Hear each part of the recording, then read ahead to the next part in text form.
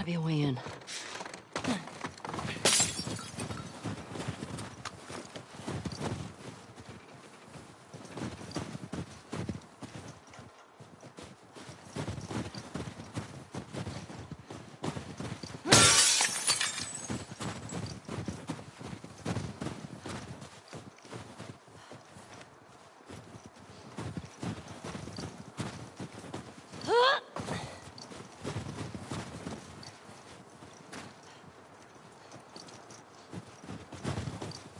Elle, help me up there. I want to look around.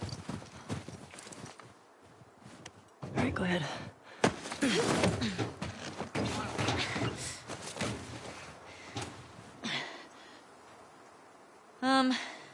There's a hole in the roof over there. Here.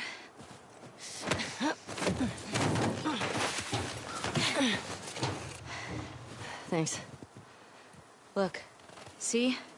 All right, let's figure out how to get in there. Under here.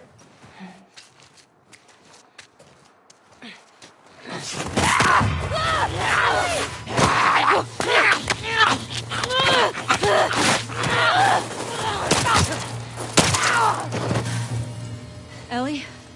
Are you clean?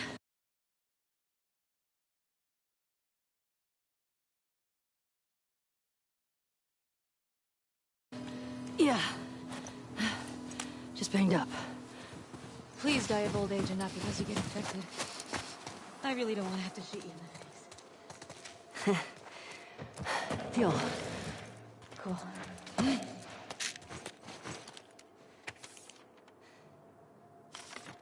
Anything good back there?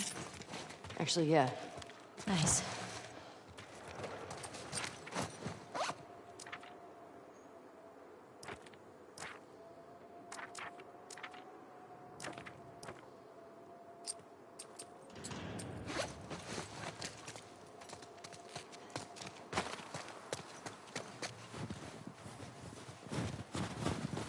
See any way to that roof? I'm not sure.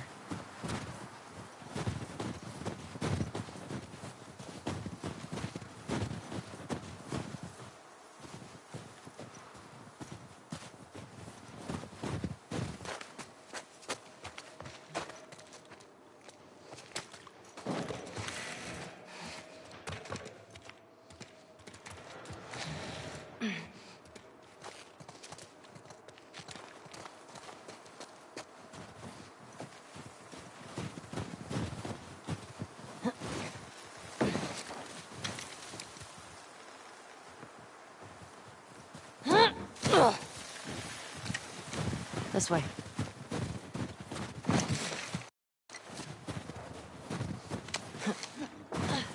I'm in.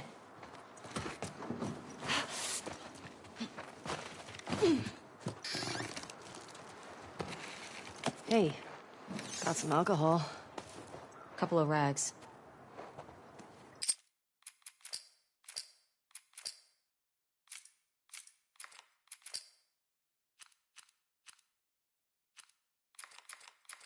Here. Fix yourself up.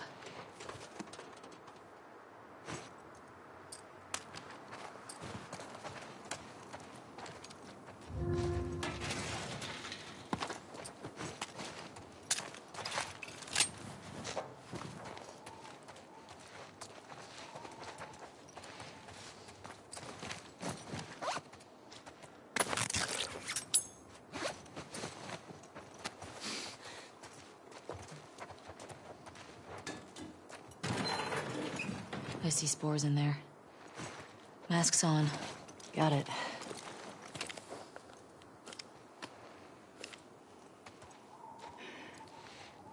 Remember, I don't want to have to shoot you in the face.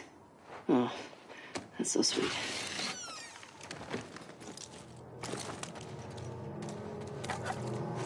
All these spores mean they've been here for a while.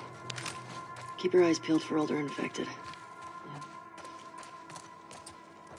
Is this part of the supermarket? I don't know. I think we're above it. Let's get to the ground floor.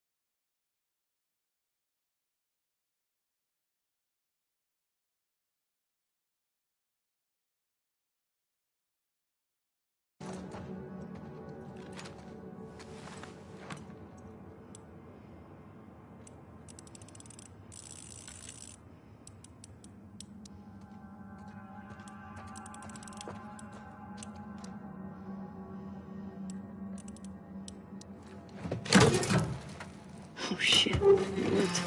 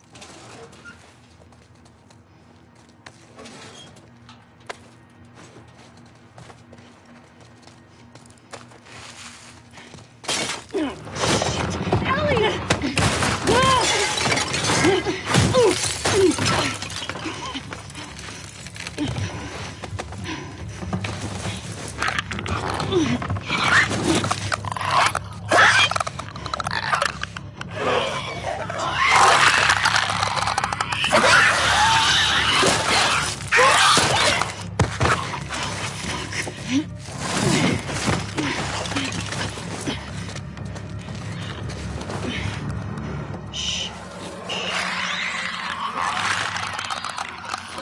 Clickers.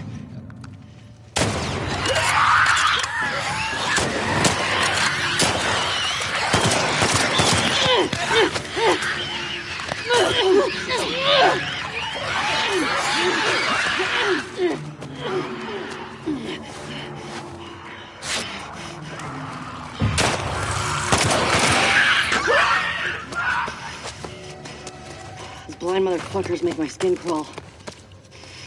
Let's make sure the rest of the building's cleared out. And then get the fuck out of here. Speaking my language.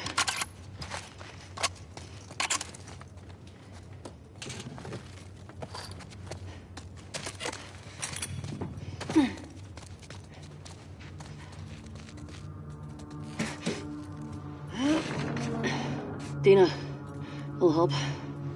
Coming.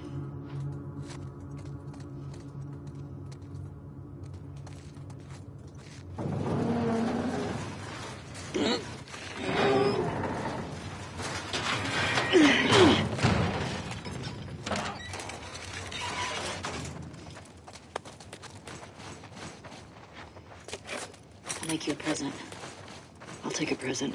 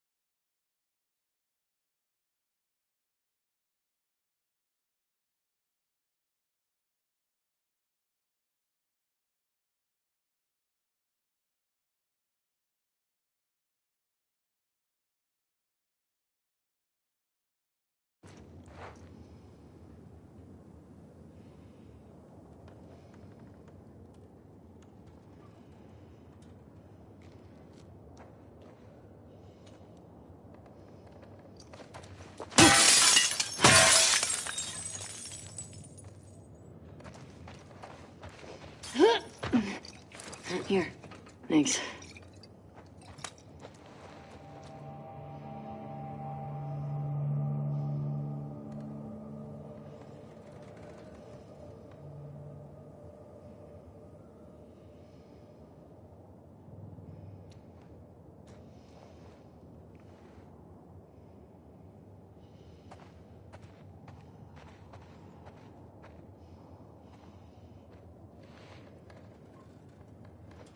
Careful with that.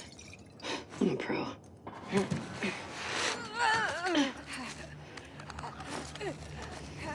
got some numbers here. What do you think? Hit the getters first.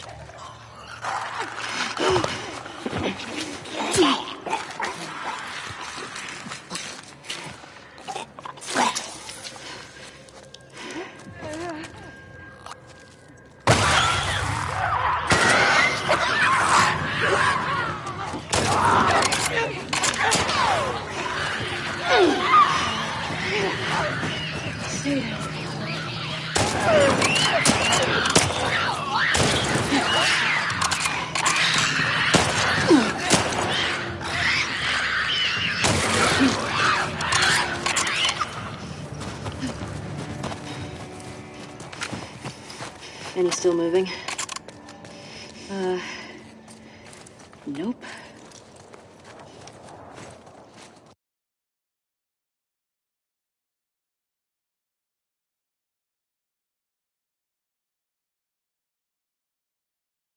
You know what?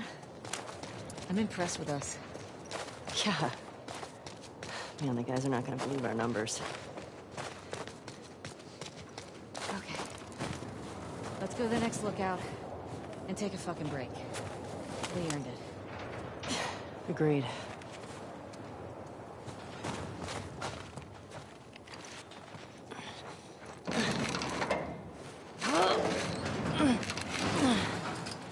I won't budge. Okay, here's what we're gonna do. You're just gonna hurl me up through that hole in the roof. Okay. Cable here!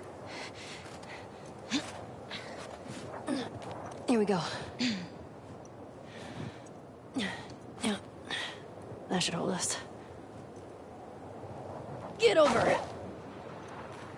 Fuck yeah.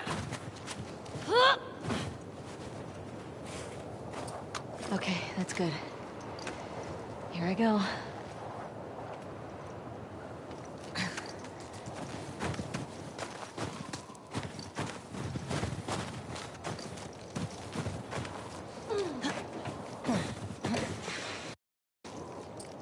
Careful when you get up here.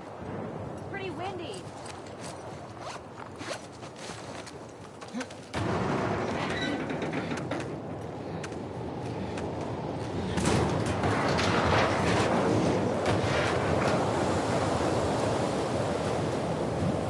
Over here.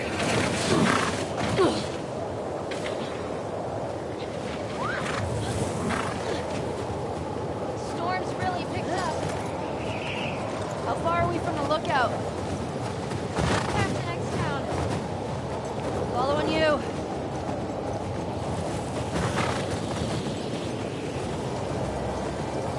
Hey, how far away are we? Okay.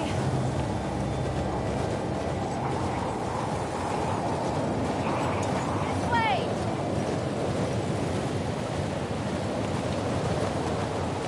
This is getting worse. If we turn back, we won't make it. We're almost there. I know, girl. I know. Keep going. Dina, how much further? Dina? Dina!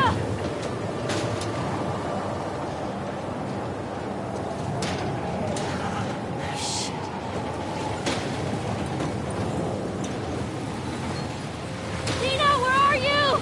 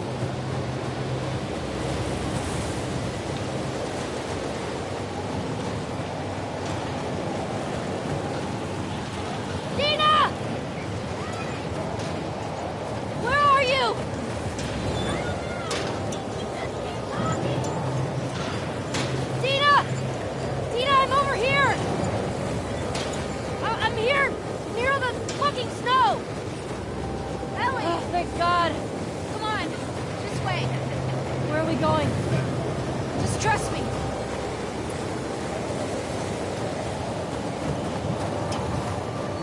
Get inside.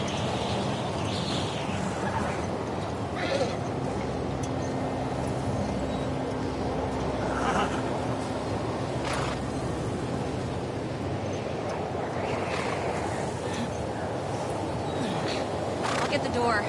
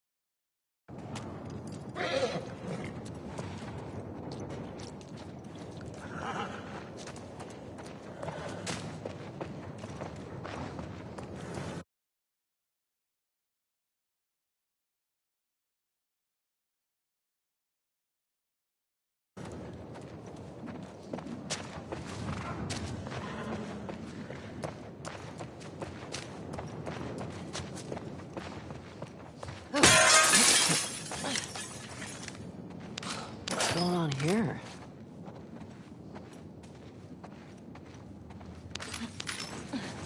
All this electronic stuff? This has to be Eugene's. Huh.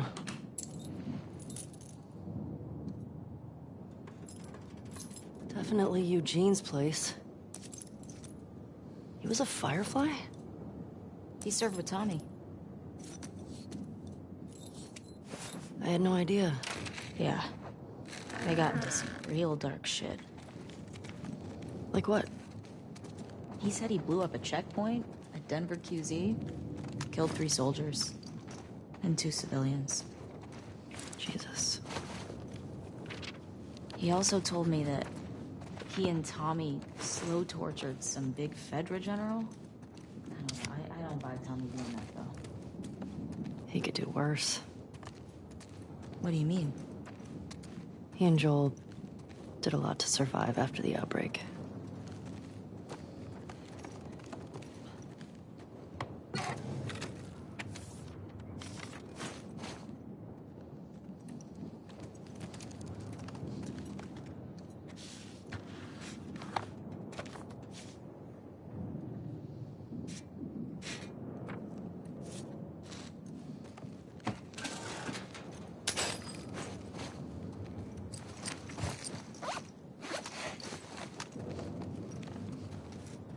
Hey, found his generator.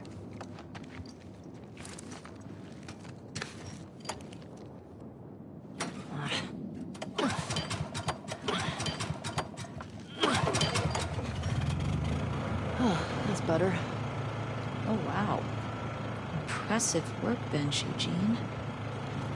I bet you could mod your gun with this gear.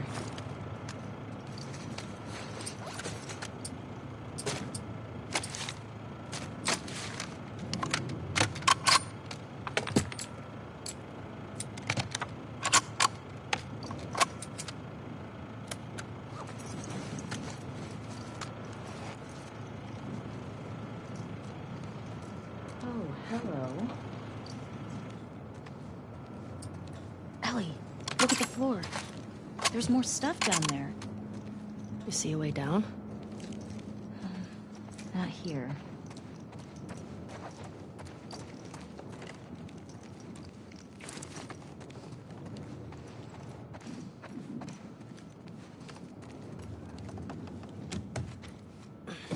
Come on.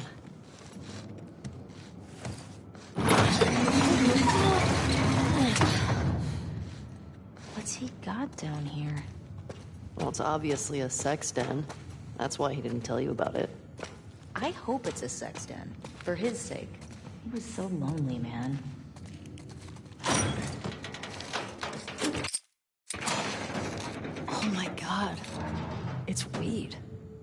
That's a lot of dead weed.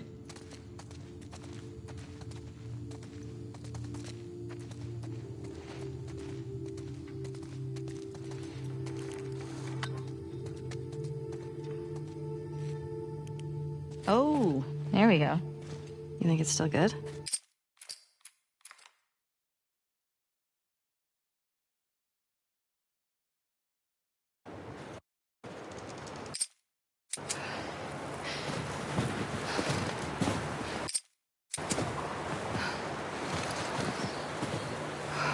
Okay. Where are they? Great. Infected.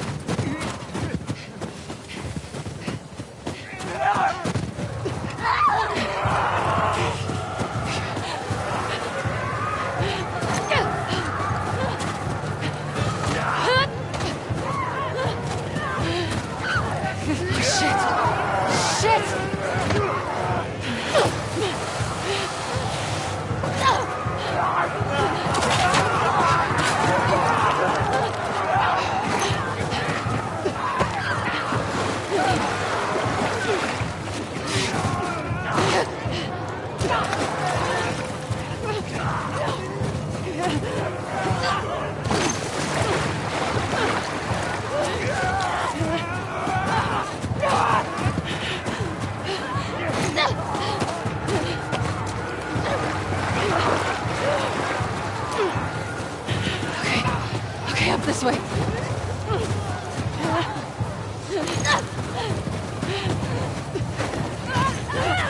Damn it!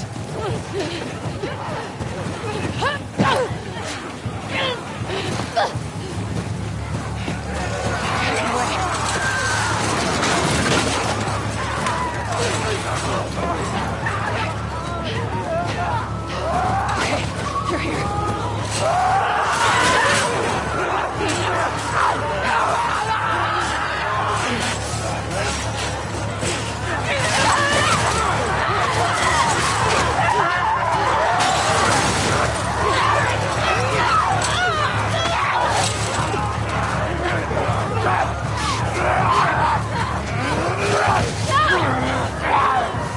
The one guy that saves her life is the one guy she wants to kill.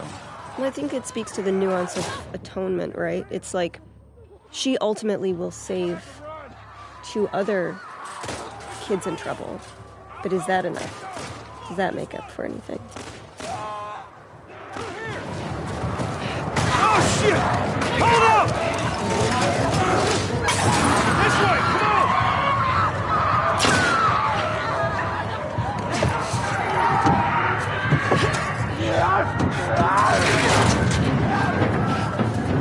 You okay? Yeah. Where the hell they all come from? It don't matter. What does is where we going. I reckon we go out the back. We can make a break for the lodge. We gotta warn everyone. Come back with a cleanup crew. God damn it! Some bitches are everywhere! We gotta move!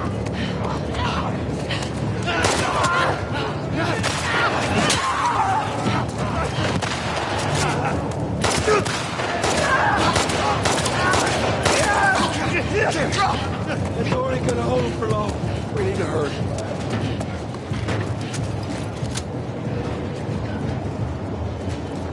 Up there, the window!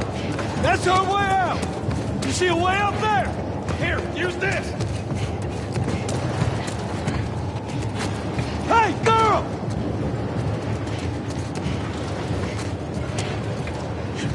Push it up onto the cart! We're getting inside! I'll get the gauntlet to the window! You two keep those infected off of me! Watch out! This thing is heavy!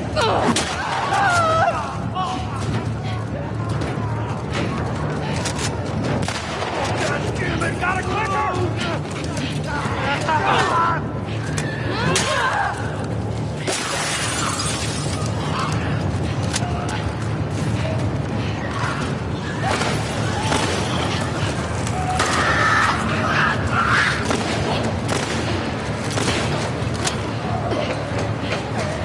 Tommy, I'm running low! Just need another minute!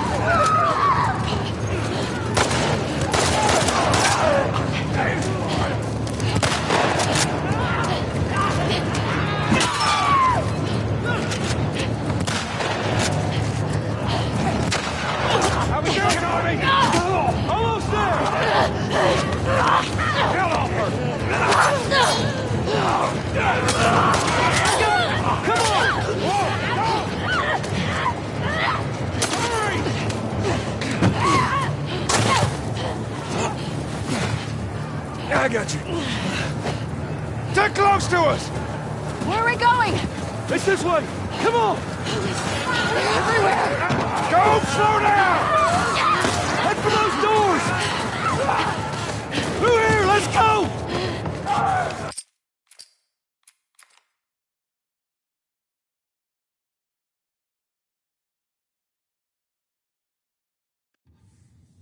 This is the Lethal Weapon 4 comparing scars. I love it.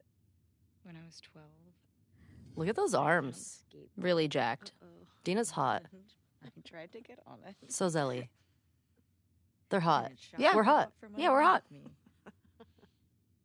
I remember armpit hair being a large discussion. Armpit hair with the Ashley office. Swadowski, who was our character art director. Oh. Yeah, and how much body hair should the girls have, and what are we okay with, and like let them be natural ladies. I love it.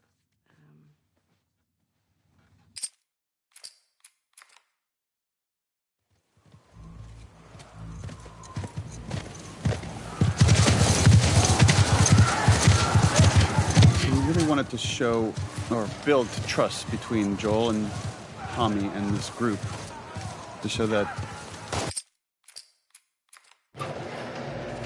we kept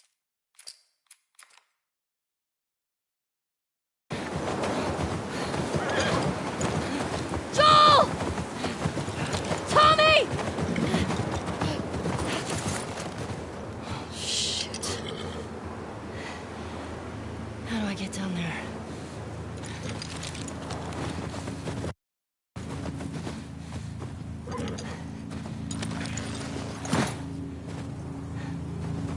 Okay, Shimmer.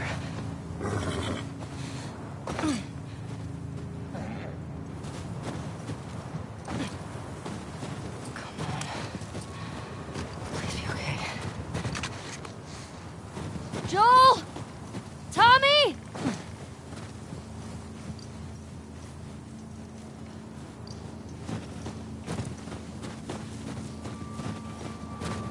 You're okay. You're okay.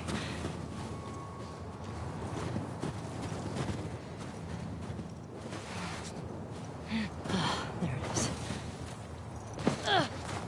Joel? Tommy?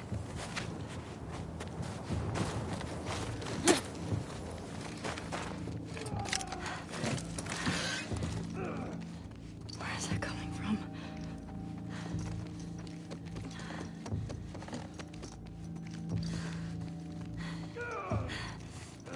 Fuck.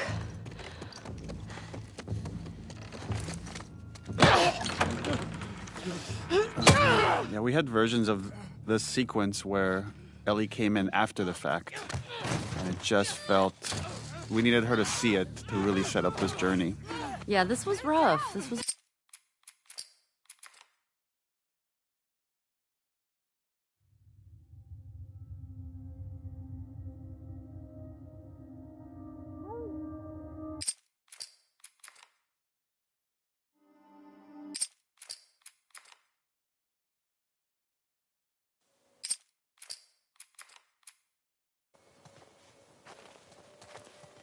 I couldn't get to the horses. Looks like Tommy took one. Now Maria's got the stables locked down. Fucking Tommy. We'll figure something else out on the way. A car or a horse or something. Okay. This makes getting to Seattle a lot harder.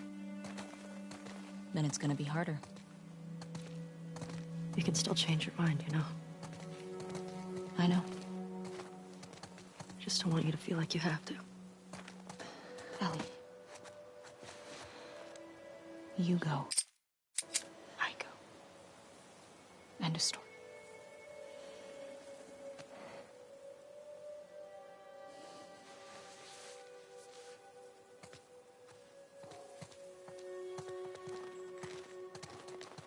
You need to get your backpack.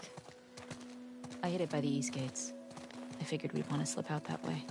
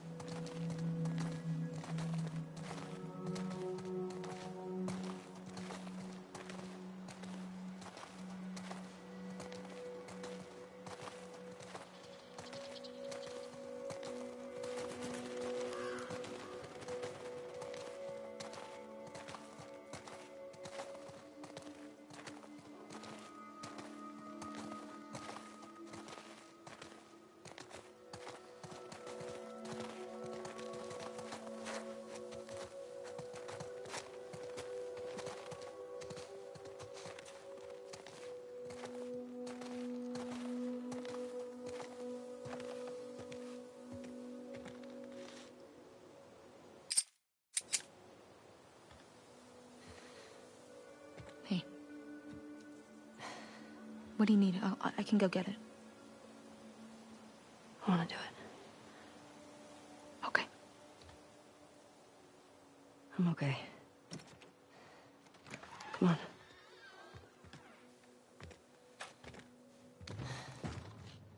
I'll hang out down here. Thanks.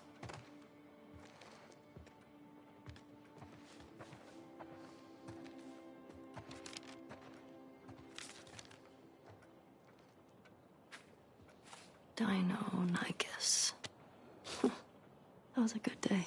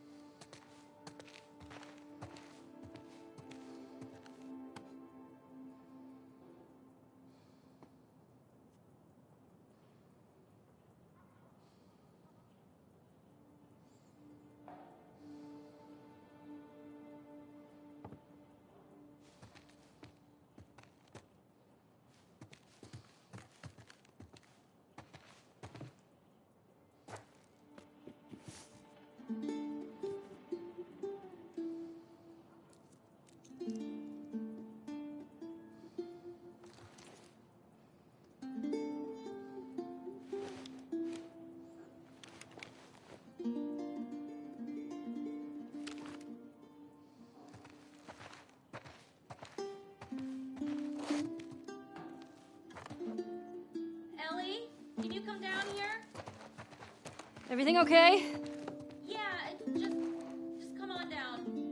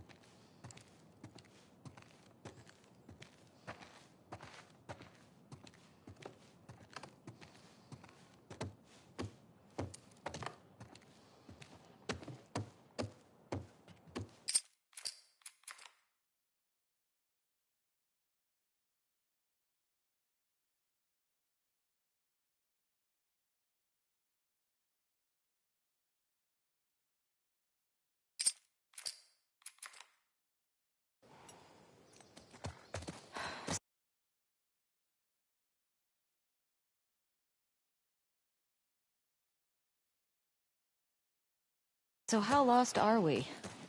We're not. Uh-huh. Hey, have a little faith.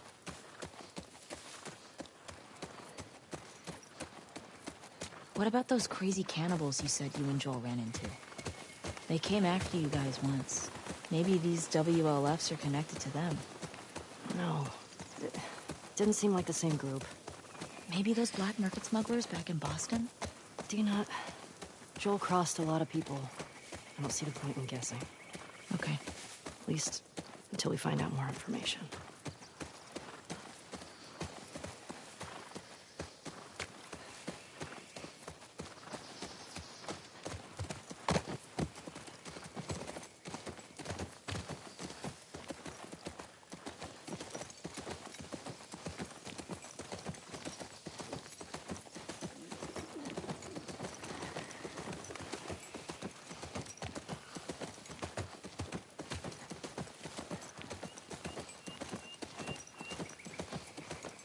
Ellie, cars. Yeah, we're getting close. Start keeping an eye out. Got it.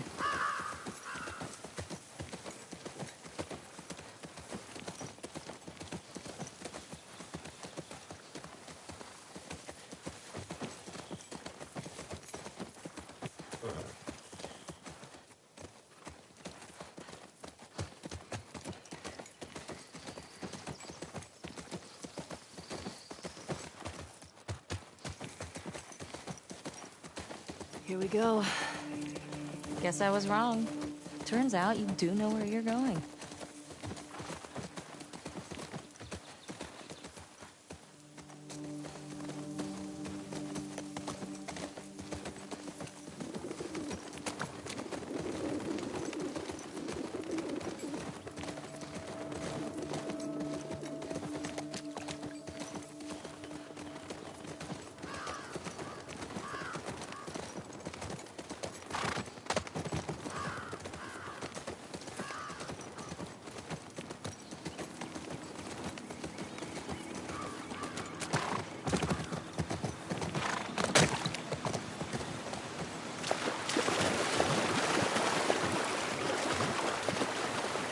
Sure seems quiet. Yeah. Think about how well we hide our lookouts. I know. That's what scares me.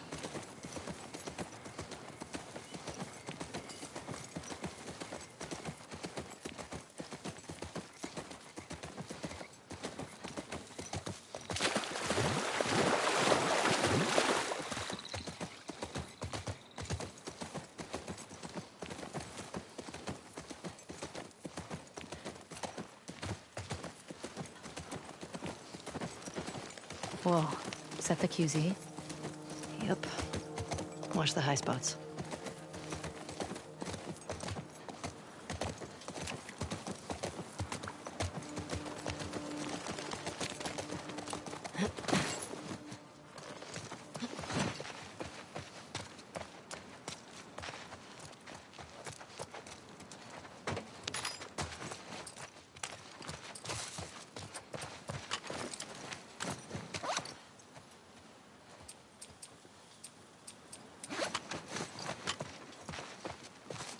Are these cages? Holding cells. Soldiers had them in Boston, too.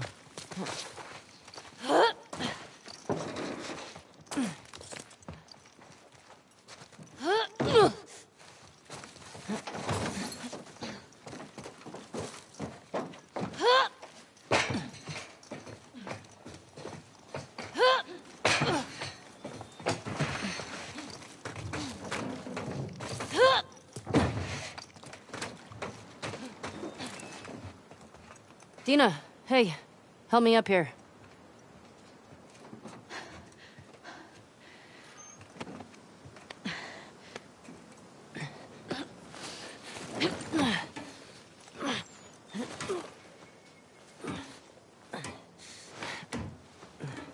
I'll keep an eye out.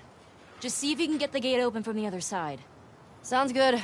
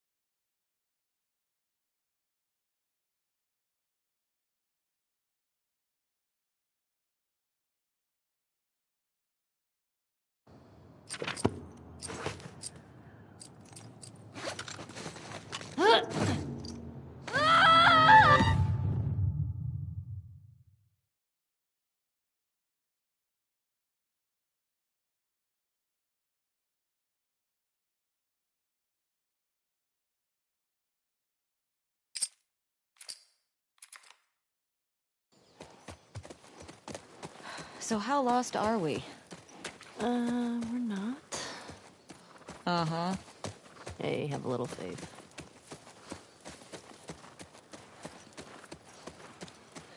What about those crazy cannibals you said you and Joel ran into? They came after you guys once. Maybe these WLFs are connected to them.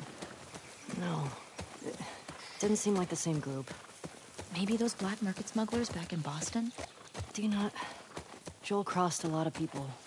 I don't see the point in guessing. Okay. At least until we find out more information.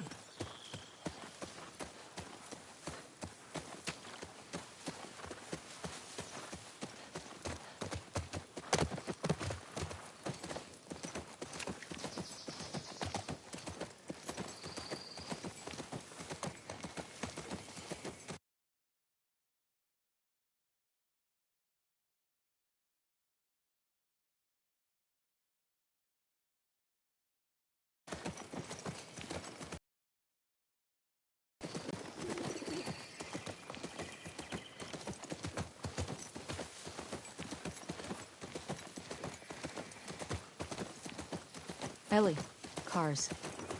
Yeah, I'm getting close. Start keeping an eye out. Got it.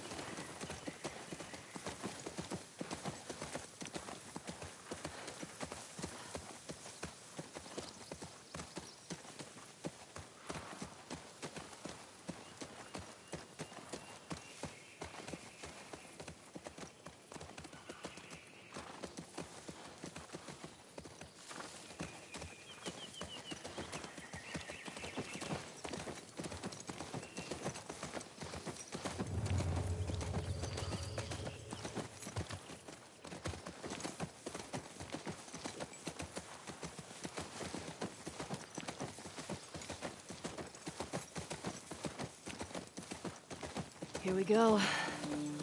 Guess I was wrong. Turns out you do know where you're going.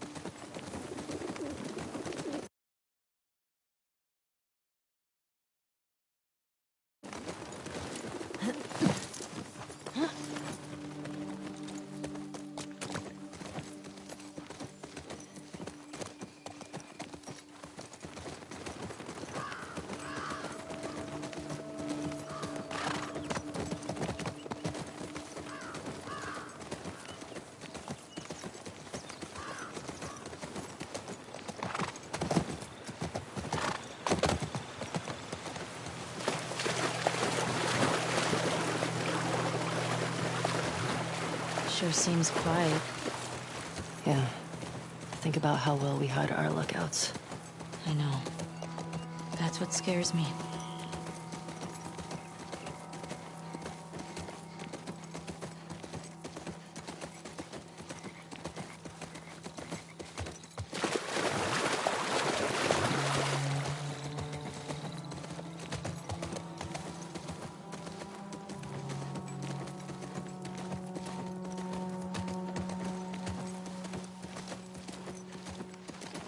Whoa. Is that the QZ? Yep. Watch the high spots.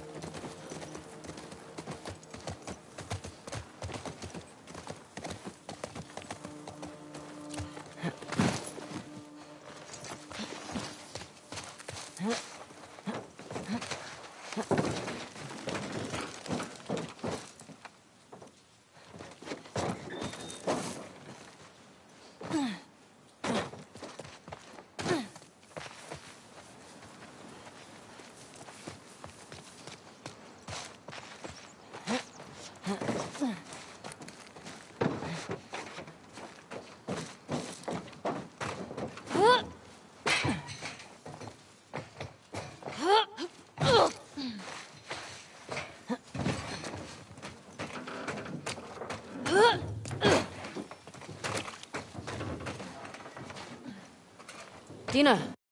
Hey, help me up here.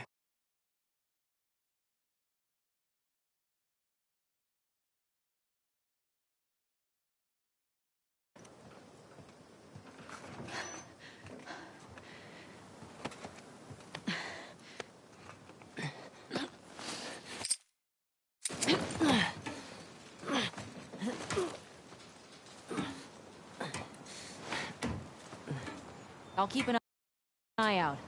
Just see if you can get the gate open from the other side. Sounds good.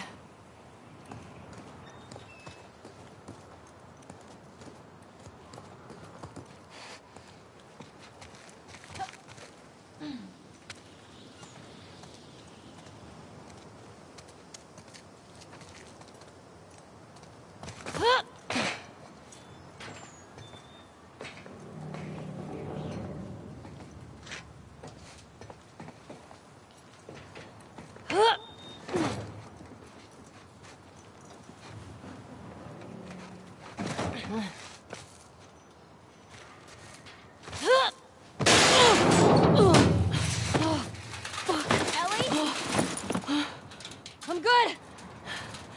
Just almost died.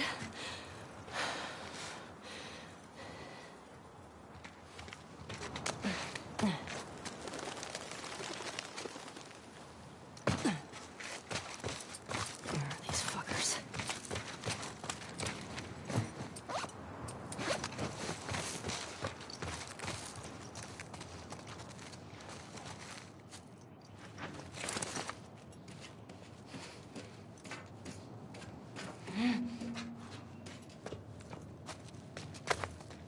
Cool.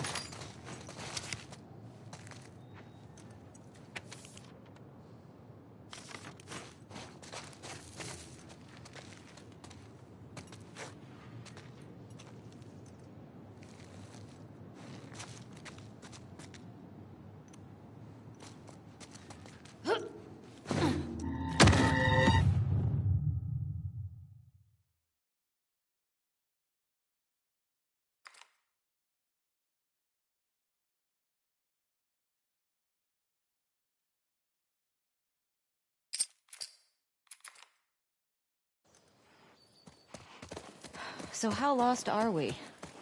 We're not. Uh-huh. Hey, have a little faith.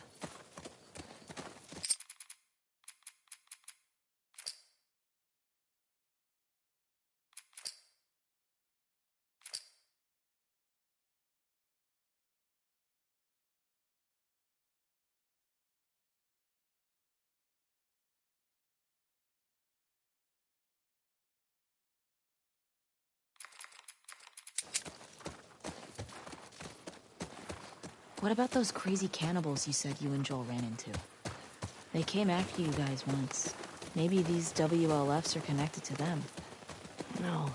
It didn't seem like the same group. Maybe those black market smugglers back in Boston? Do you not? Joel crossed a lot of people. I don't see the point in guessing. Okay. At least until we find out more information.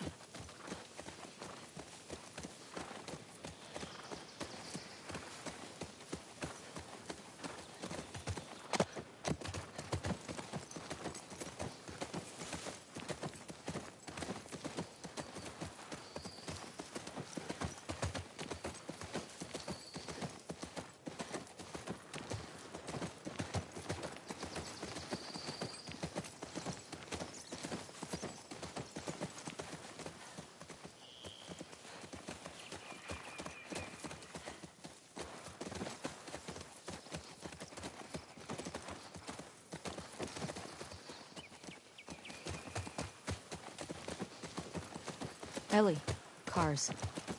Yeah, we're getting close. Start keeping an eye out. Got it.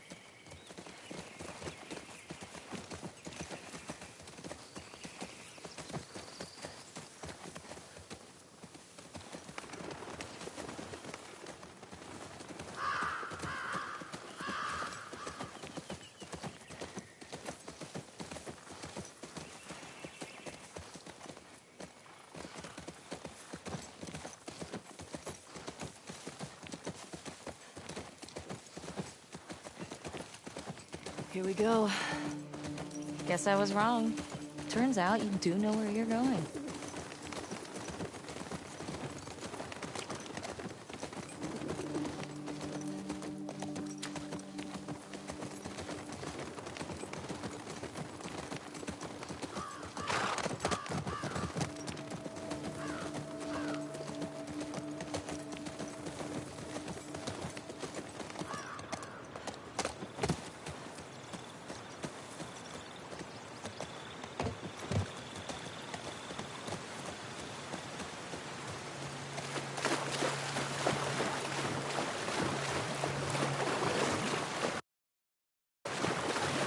sure seems quiet.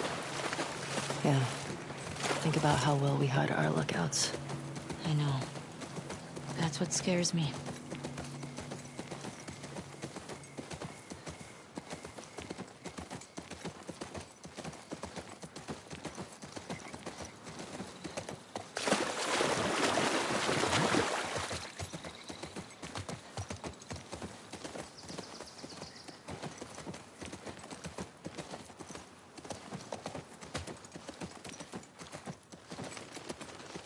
Whoa.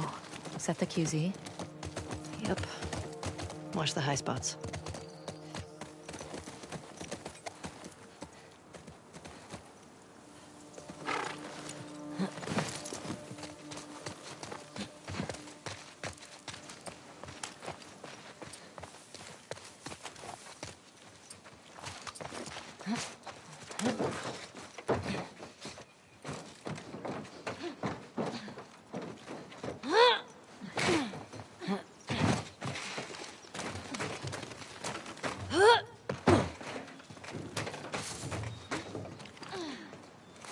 Dina, hey, help me up here.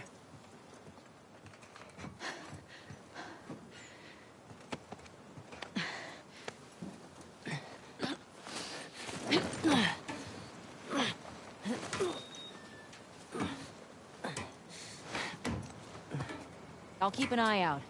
Just see if you can get the gate open from the other side. Sounds good.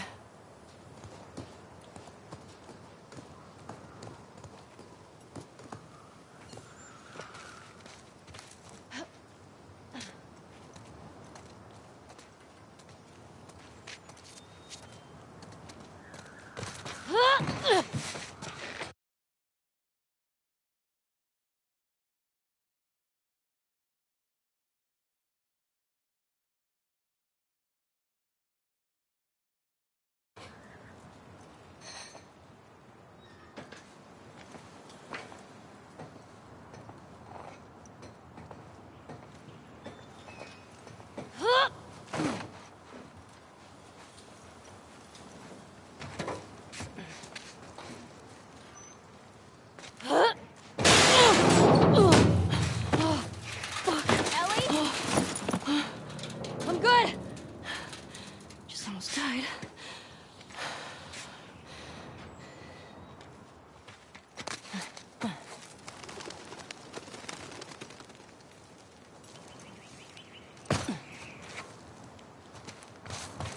Where are these fuckers?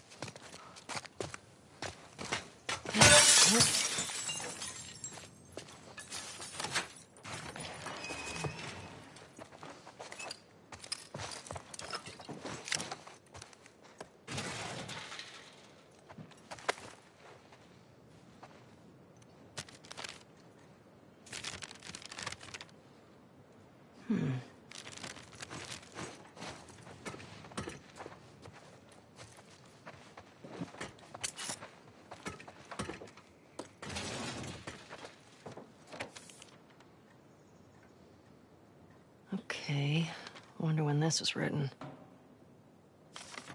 The Saravena base. That's something. Now that's a generator.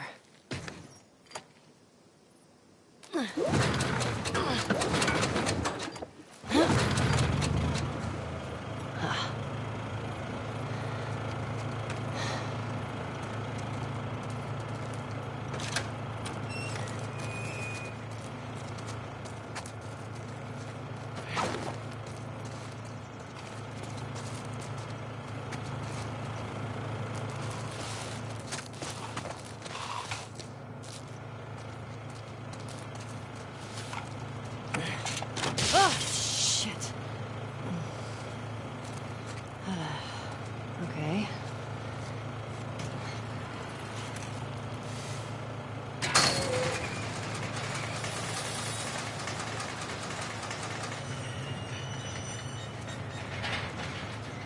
Ellie?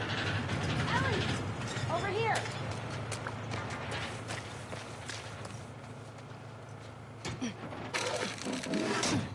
Hey, everything okay?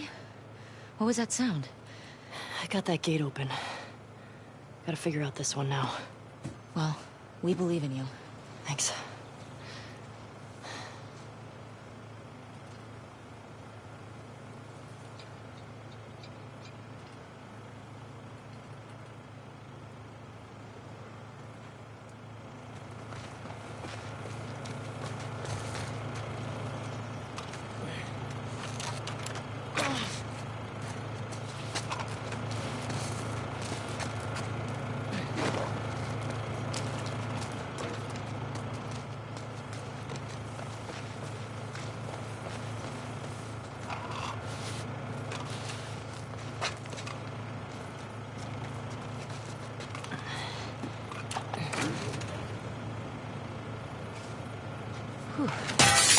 Okay.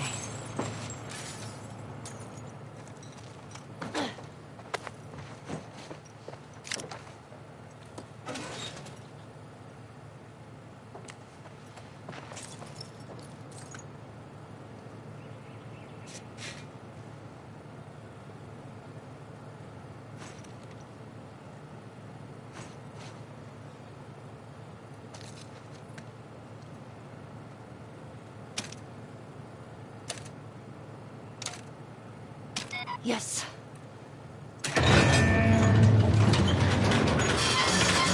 Well done! Shit. Hey, come on. Let's get out of here. That crash was pretty loud.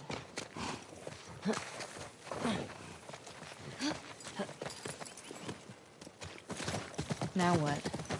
Found a note back there. Had some codes on it. It says there's a WLF safe house at some place called Saravena House. Saravena.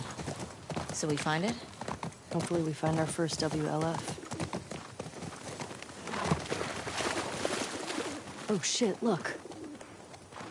Saravena Hotel. That's gotta be it. Okay. Let's find a way past this, Fedra gate? Very creative. Gets right to the point. Let's get closer and scope it out.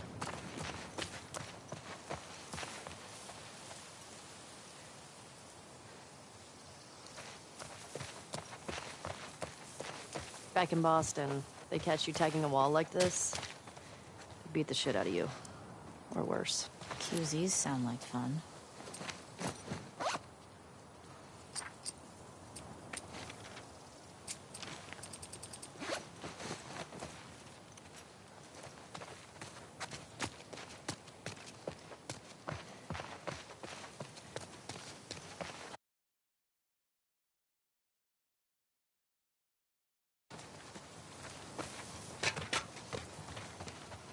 Okay, here we go.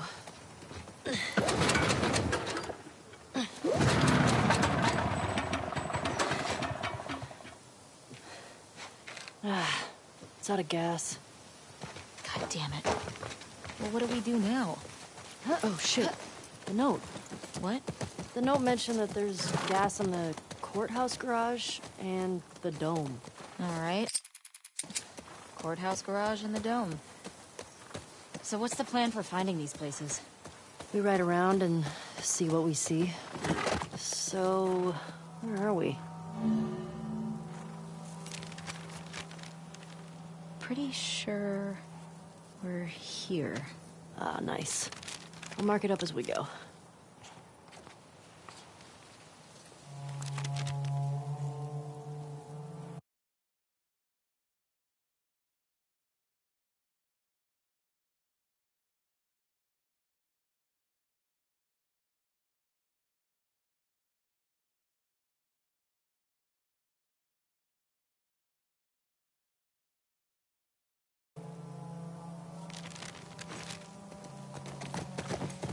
What the hell happened out here? I'm guessing the military bombed the shit out of this place. Why would they do that? They would sometimes destroy parts of the city that were lost to the infected. Or to rebels. That seems like overkill. Well, it usually worked. On the infected or the rebels? Both. Shit. Ration distribution center. In Boston, we'd line up for blocks. And the food sucked. I'd go crazy. Well, some people did. You were talking about something? Right. Right. Shit. Believe me, you're lucky you didn't grow up in a QZ. I'm starting to get that impression. What would have happened if I'd stayed? Probably just become one more asshole soldier. No way. I can't see you taking orders from anybody. Yeah, good point. I gotta say... Oh, hey. That building's got something on top I'd call dome-like. Yeah, you're right. It's on the map now.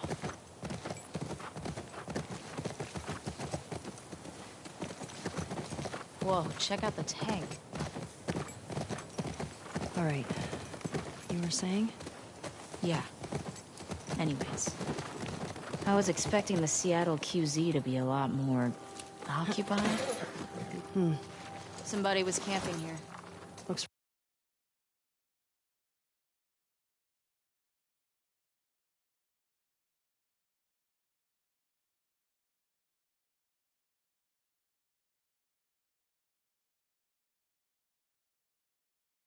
recent. Think it was Tommy? Maybe. Ellie, what were you saying? Yeah, so... Anyways. Yeah.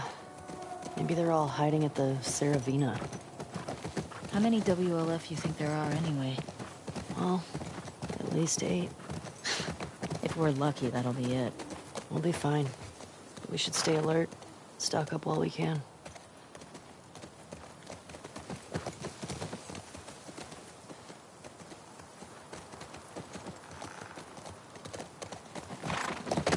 Ellie, I think Shimmer's getting sick. What? How can you tell? She sounds a little hoarse. boy. Come on, that was a good one. Fuel distribution. Here we go. Pedro secured the shit out of this place. Boston always had food shortages. Hungry people get desperate.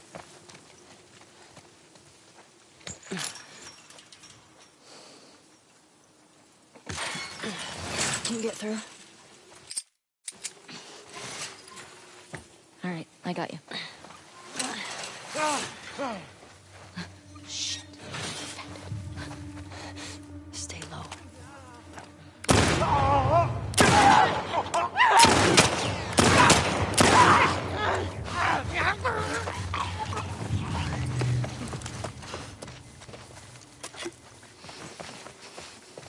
I think we dropped all of them.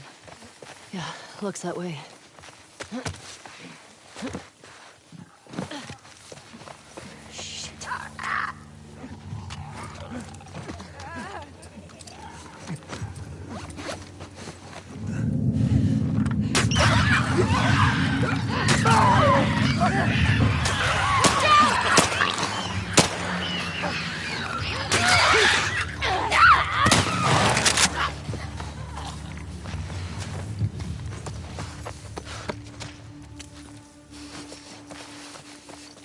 I think that's all of them. I don't get it. If there were still people around, they would have cleared this place out. Maybe they didn't make it here. Maybe. Let's find that gas.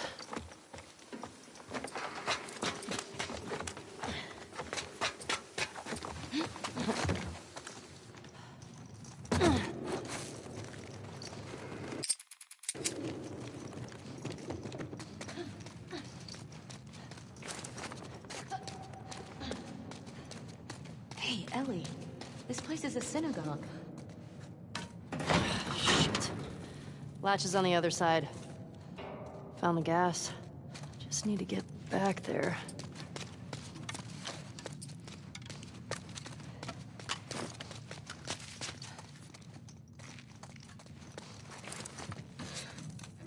Okay.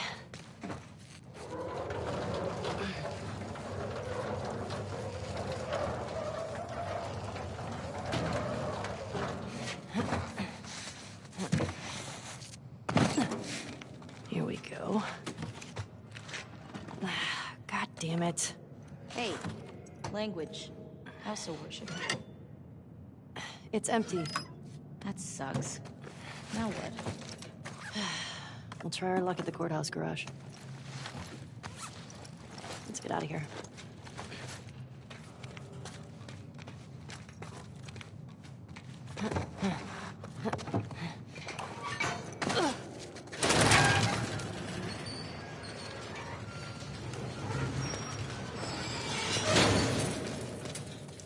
What were you saying?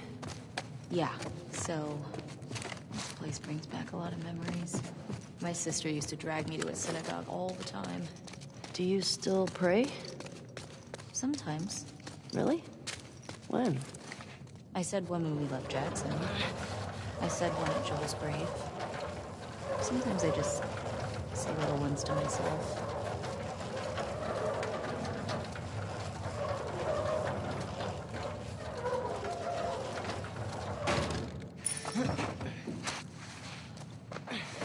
This way. Right behind. Hey, what are you doing? Bet I can get to the other balcony with this. Okay. Ellie, careful. It's okay. It's holding.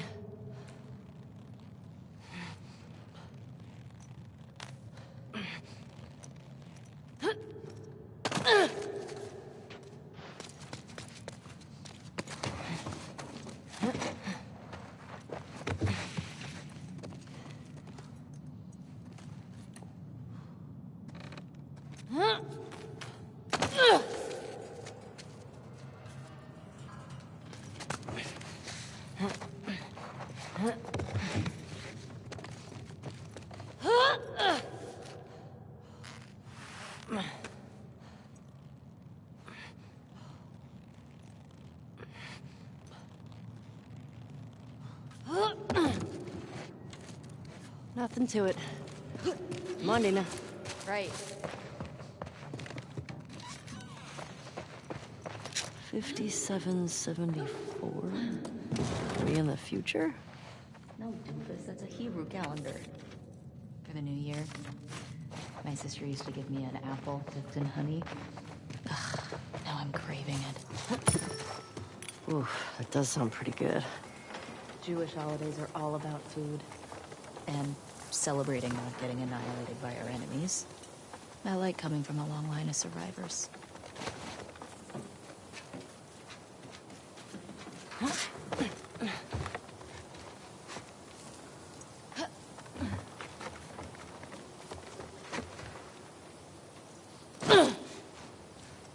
Okay, cross the dome off the list. Let's go find the courthouse. It might be worth grabbing some supplies before we press on.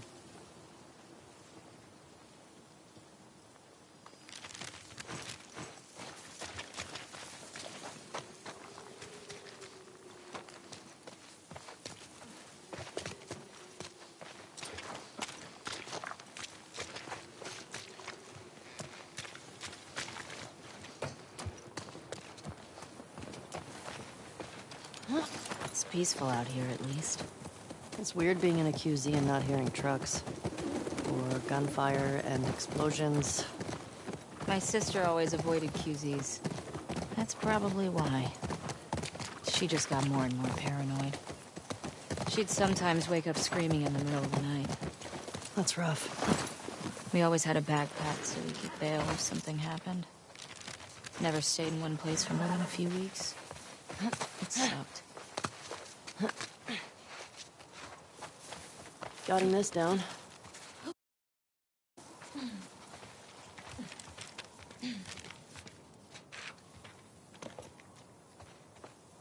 Ugh. Haven't seen one of these in a while. What have you got there?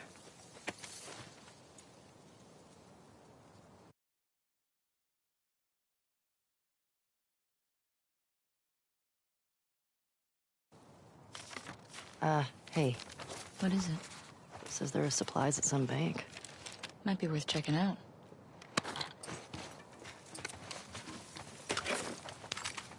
Looks like that's everything over here.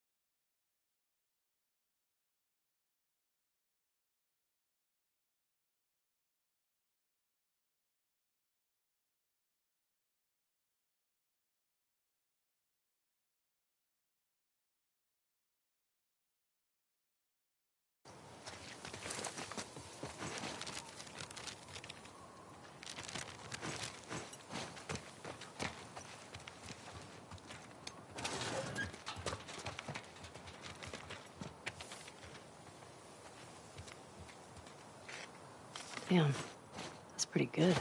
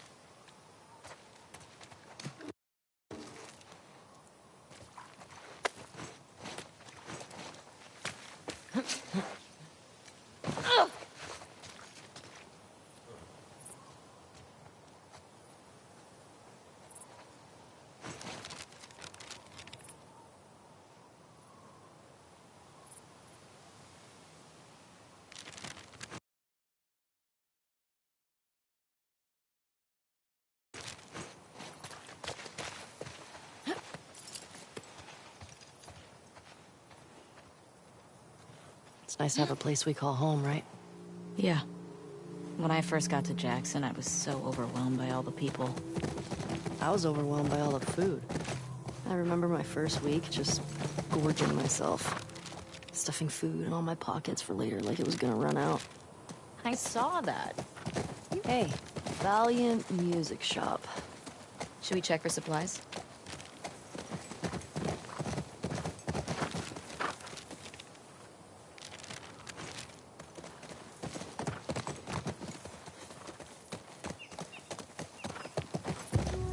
What? What's Help me that out here. shimmer? You don't say. Oh, no. Ellie, Shimmer says we should find a bakery. Why? So she can go buy some thoroughbred. I've created a monster. You only have yourself to blame.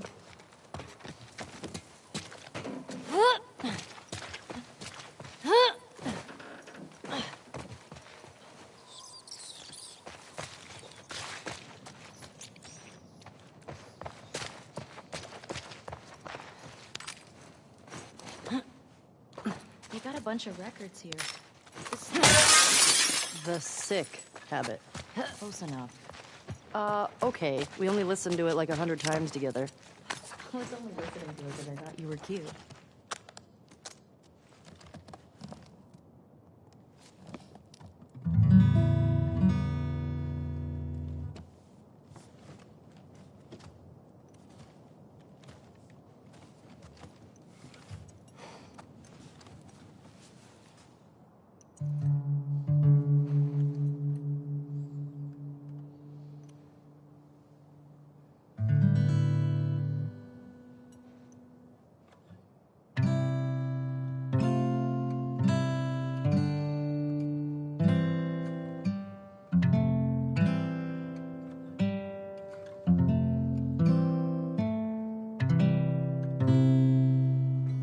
Hey, Hallie, do you want to talk about how we managed to get the rights sure. to this beautiful song? Sure. We were looking for a song, and my bestie is a spectacular woman named Lauren Savoy, whose husband is Paul Wakhtar Savoy, who is a member of the band Aha. And so I reached out and said, would it be possible to get this dope-ass song in the game? And they were like, yeah, let's do it. That's amazing. That's great. So it was just a lucky happenstance that we were able to pull it off. But it's great because now like two of my favorite things are combined forever.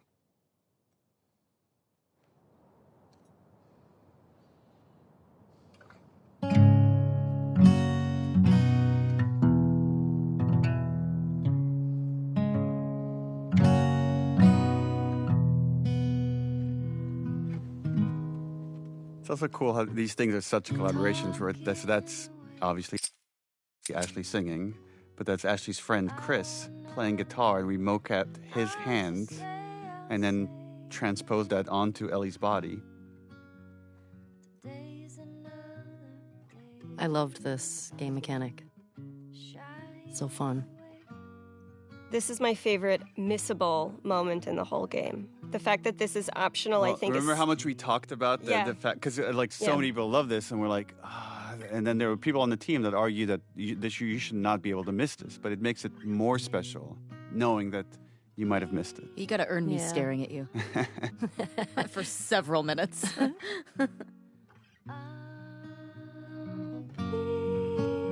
Such a good cover, too. I mean, I wouldn't say it to Ashley's face, don't look over here, but, like, it's pretty solid.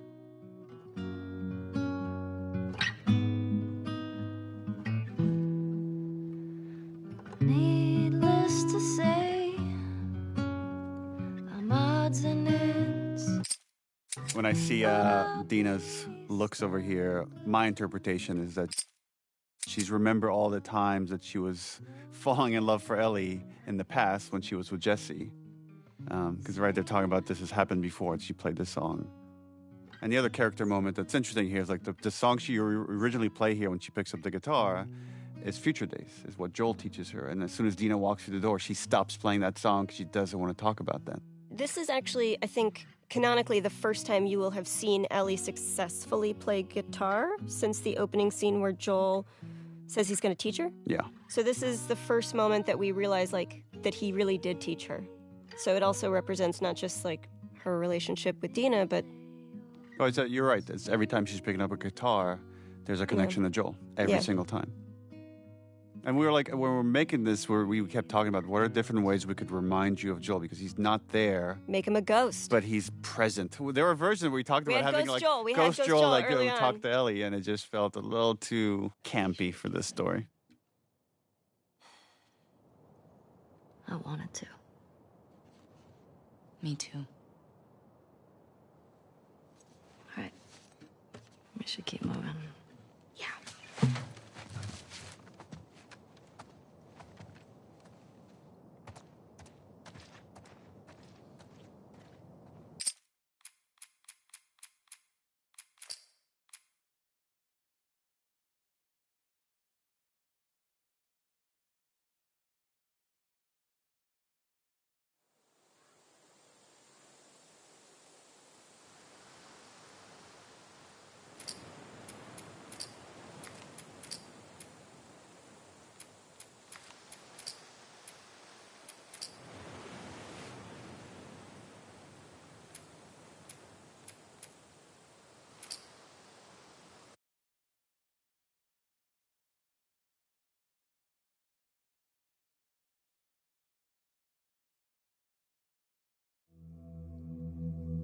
You're about to play an unfinished level from The Last of Us Part 2.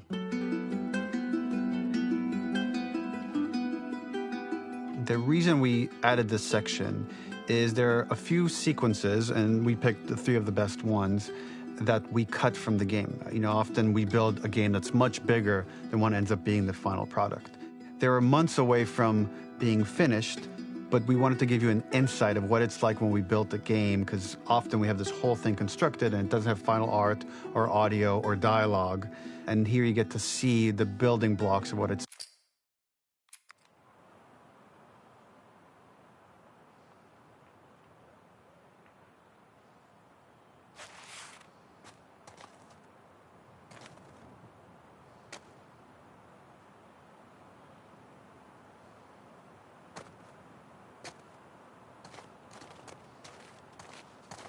Originally, this level was going to transition us to farm.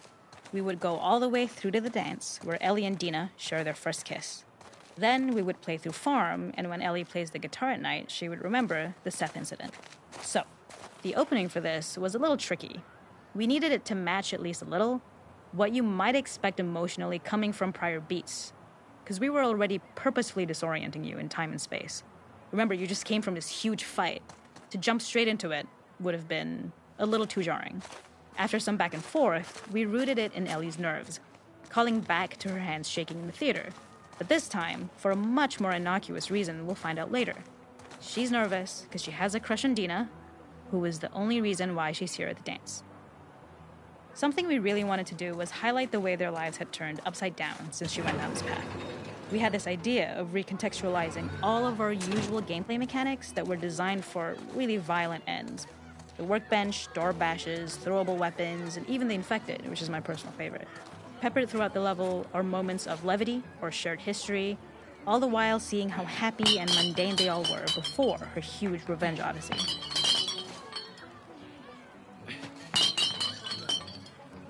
It is not a festival without one of these throwing games. This one, of course, uses our throwable system. This is one of my favorite sections because I think that it achieves both the slice-of-life aspect of Jackson while also being a stark reminder of how dark the world that they live in really, really is. To attract attention and curiosity, one of the kids was supposed to make this adorable, messed-up little clicker impression, and the others would giggle. We tried a version where if you got close enough, the kid might try and follow you a little before turning back. Since clickers are blind and move by echolocation, for this game of messed up tag, Ellie must close her eyes and listen for when the children give themselves away. The thought was that these kids are in relative safety. They still grow up with the dangers of clickers and runners, and all those lessons would embed themselves in the games that they play. When the festival got cut, they tried to preserve this moment and move it to the front of the game where the snowball fight is, as a tutorial. However, being in the headspace of a clicker doesn't really teach you how to deal with them. Eventually, it evolved, and they instead made the snowball fight, which was, I think, way more effective. For me, it's character illuminating that not only does Ellie know this game, she plays along. There's a familiarity with the kids that's really nice to see.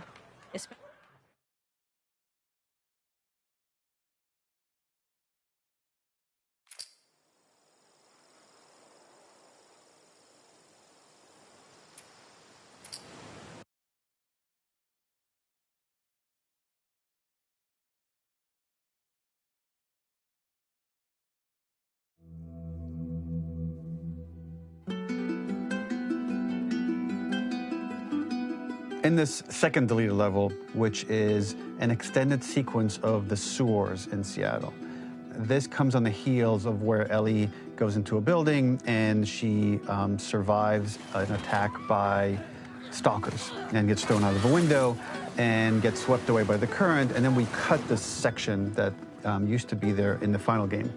Now you will get to play it. So this was a way to get a bit more interesting.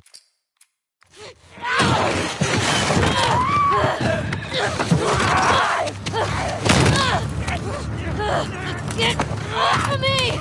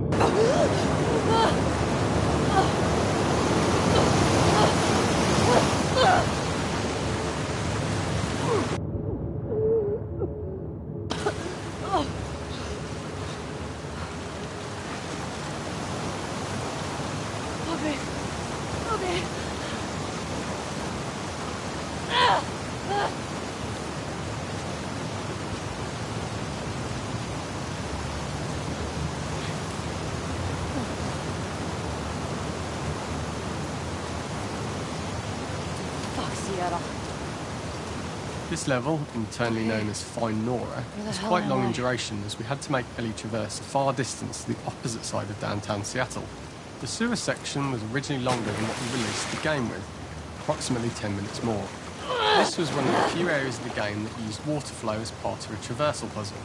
The player has to go upstream to use the current to get to the platform to reach the other side. We mostly cut this mechanic game-wide, however, it remained in essence in the section swimming to the aquarium as Ellie.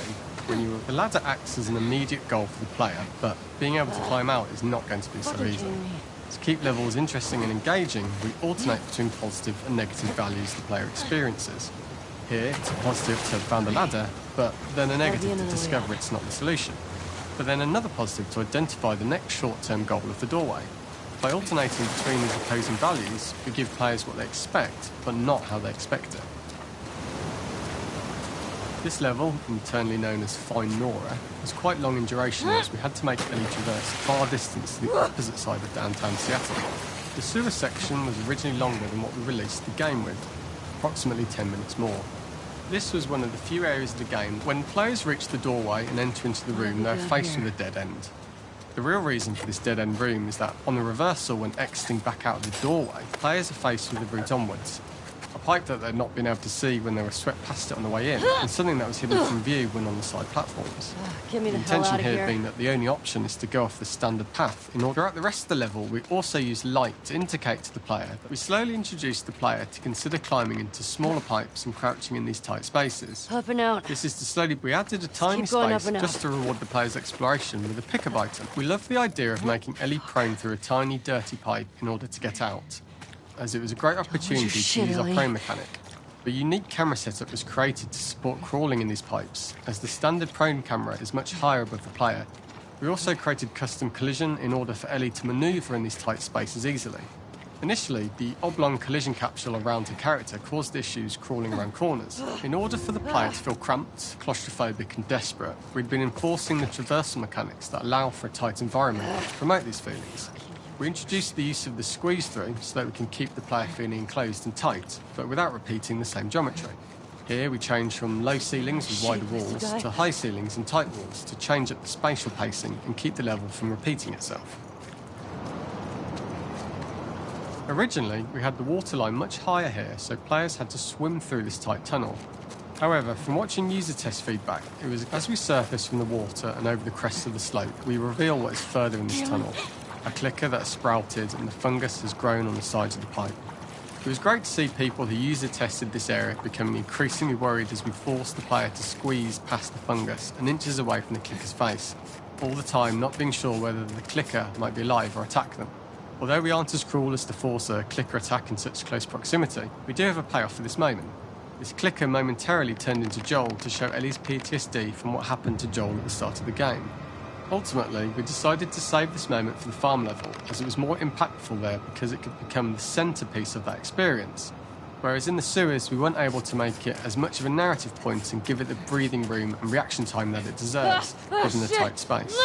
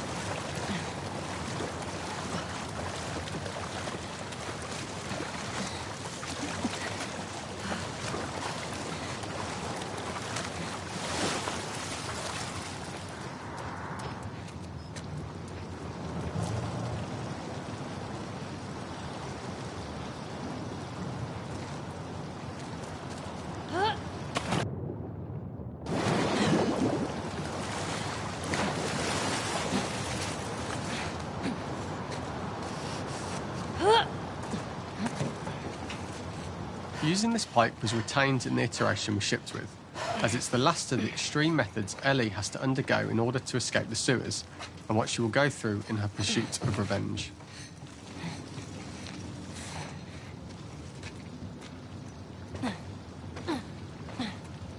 The last ladder climb is quite lengthy, and although we could have trimmed it down to a shorter climb, we liked how this last segment of the journey built anticipation for whether there was success at the top or not after all you've been through. Ultimately, the ladder exits out into the subway station, which is how it connects in the final game. Ellie then has to find her way to the hospital from here, crossing paths with the scars.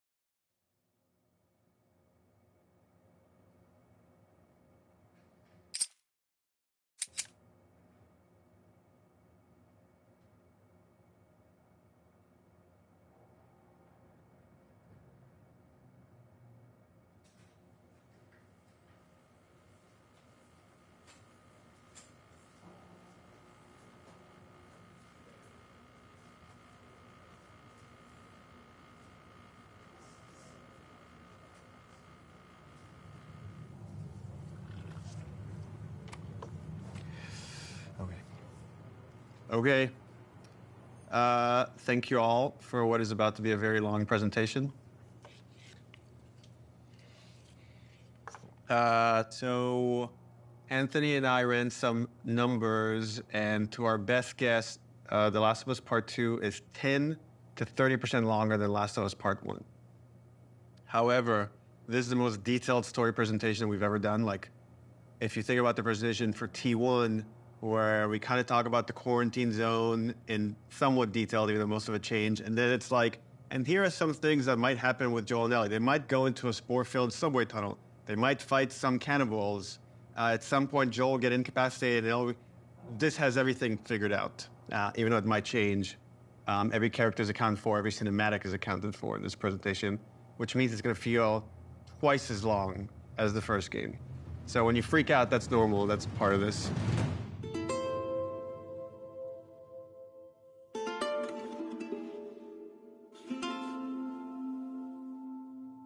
Oh, this is about an hour and a half to 2 hours, so hopefully you got your pee break.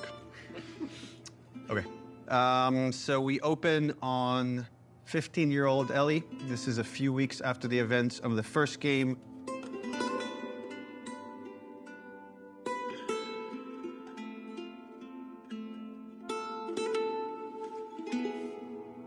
There's a doorway leading down to this basement, and Ellie sees Tommy, and he's just finished climbing out of this basement, and he's hurt bad, and he's rambling about something, needing to go after these people. Ellie's trying to ask him, what happened? Where's Joel? And he doesn't make any sense to her, and she starts to go downstairs. Tommy grabs her hand and tries to stop her, but he's too weak. She rips her arm away, and she heads down. And with each step, her heart races faster and faster as she sees this trail of blood. She opens the door, revealing Joel's mutilated body.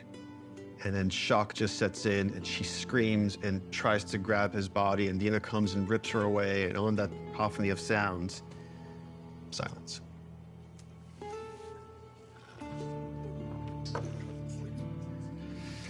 Oh, we're just getting started.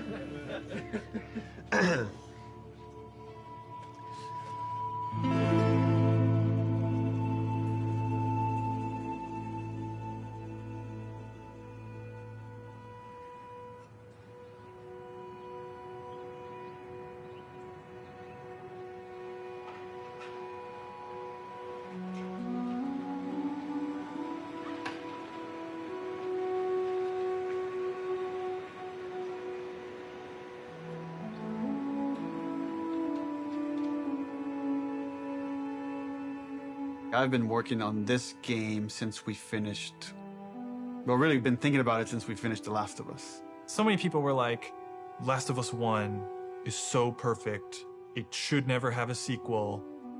They shouldn't make a sequel. They're like, oh, it wrapped up super great. But I think actually, if you look at the ending... Swear to me that everything that you've said about the Fireflies is true. Ellie is accepting a lie. I swear. Okay. She has a very good bullshit detector. She knows something doesn't feel right, but I think is too scared at that point to ask. How long can you really live with accepting a lie like that? The Last of Us feels like an origin story for this survivor in this post-apocalyptic world.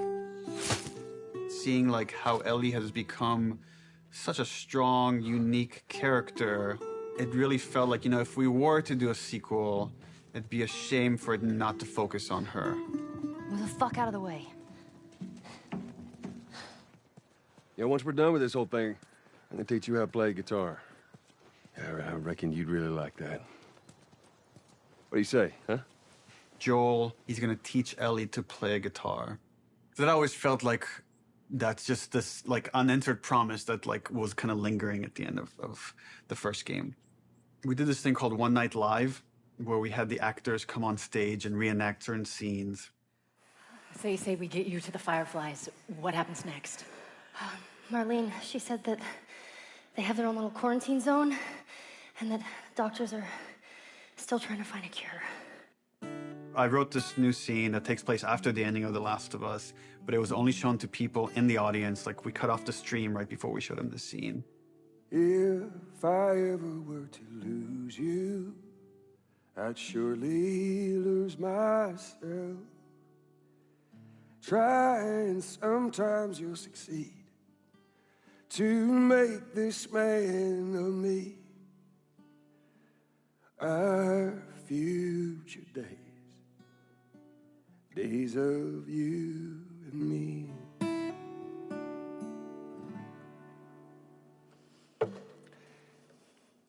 She's yours. No. I don't know the first thing about this. Hey, I promised you I'd teach you how to play. That scene ends with Ellie holding the guitar and playing one note. And that image was so strong in my mind that I'm sure that kind of trickled into this idea of this trailer. So I started working on some concept art, kept fleshing out the story. And as it felt like it was kind of gaining momentum, Uncharted 4 needed all hands on deck. Naughty Dog had always made one game, and as soon as it finishes one game, it works on another. When I started on Uncharted 3, we were starting to experiment then with trying to do 2 teams. After we finished Uncharted 3, I jumped onto Uncharted 4.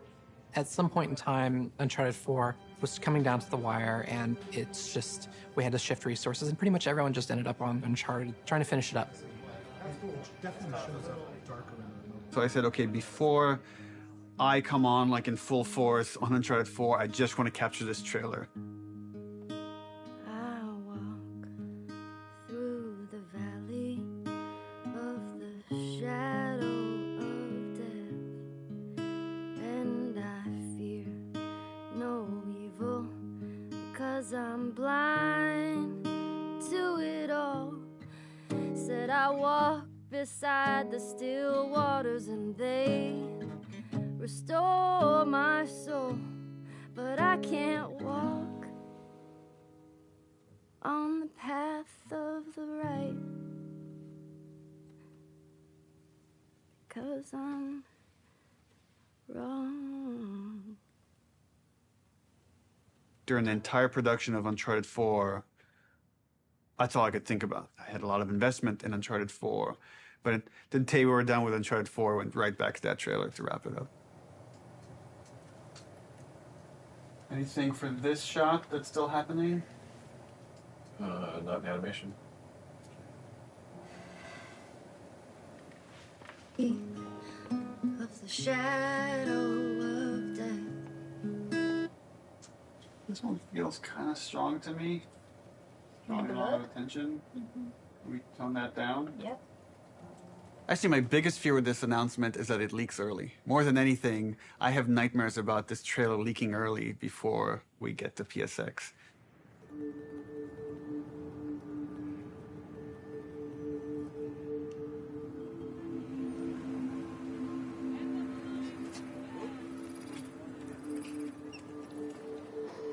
If we're going to surprise people, PSX, the PlayStation Experience, hasn't set itself up yet as a place where big titles get revealed. That's E3.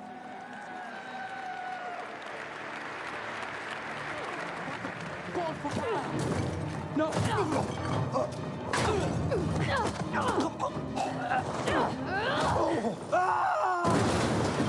We're revealing the Uncharted single-player content at the opening of the show. You're late. I thought you were professional. Oh, you should relax. You'll live longer.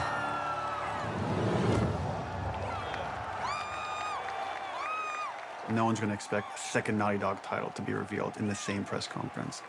Please welcome to the stage, Shawn Layden. There's one more special unveil we have for you tonight. Please enjoy. When we first revealed The Last of Us, the Naughty Dog logo came up and the crowd erupted, and it was such a high that that's almost been like chasing the dragon, like wanting to recapture that feeling. Oh my God. Why does this look like The Last of Us, dude? Playing it at this surprising moment, I'm hopeful it will have a similar feel.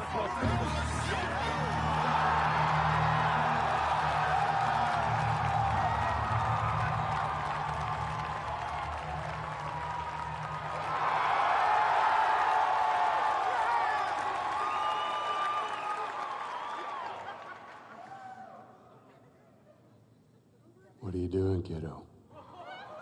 People outside the studio have such an attachment to the first game, and I've definitely seen fears about not wanting to make a sequel because somehow if it's bad, it will tarnish your feeling about the first game. I'm gonna find. And I'm gonna kill. Every last one of them. We're doubling down on those fears and not calling it The Last of Us some subtitle. It's The Last of Us Part 2 to say it's all one story.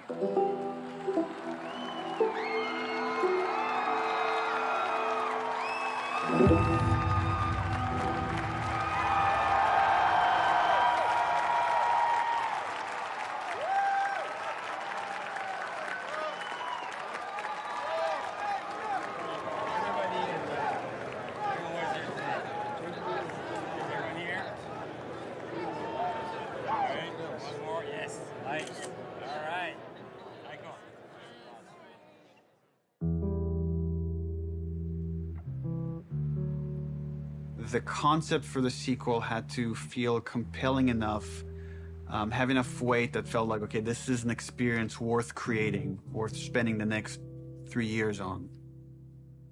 I became really intrigued with the idea of the cycle of violence and how, like, certain events would trigger acts of violence that then would beget more acts of violence.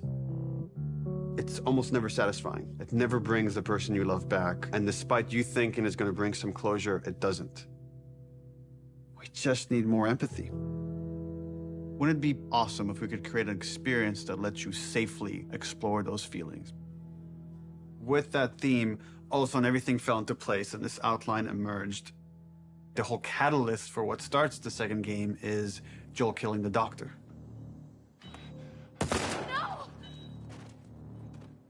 That feeds right back in that idea of that cycle of violence. Now it sets up this whole kind of sequence of events. We're gonna start the game where you're playing a new character. That sequence ends with this character killing Joel. And we really have to paint her as this monster. Then when you play the next chunk of the game and you're Ellie and you're gonna pursue justice, quote unquote, and you're gonna go kill this entire crew, we're gonna go back in time and show you that same sequence of events, this character that you saw as a monster, to now get you to see things from her perspective. And how this crew is a bunch of people trying to survive in this world. And they have their reasons for pursuing and finding Joel and killing him. And the story was becoming very epic and ambitious. And I had a few parts that I was kind of stuck on. And I felt like to kind of shake things up, I wanted to bring in another writer. I thought it was a very thoughtful story about violence and obsession. He had Abby, sort of like this girl who was the daughter of the doctor. And that Ellie would go on this vengeance quest. And when he was like, and then Ellie actually kills Abby, I was like, what? You're gonna... Yeah, let's fucking do it. Not only is she contributing in a lot of ways, I feel like she's challenging what this story can be.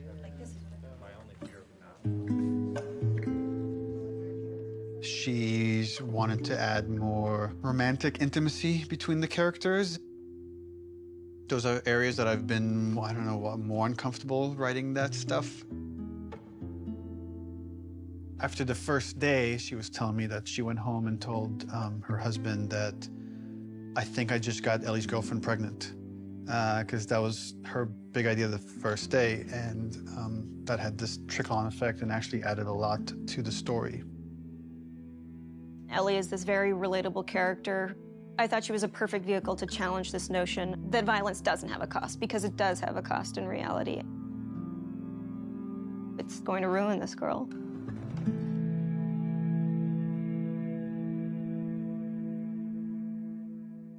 You know, people love Joel and Ellie, and we are about to kill one and make the other one a villain. I was very nervous telling Troy we're going to kill off Joel. In the first game, he was advocating that Joel should die. When I read the ending to part 1, I was like, you're gonna piss a lot of people off. Let me go. Marlene is the closest thing to a parent that Ellie has had outside of Joel. You just come after her.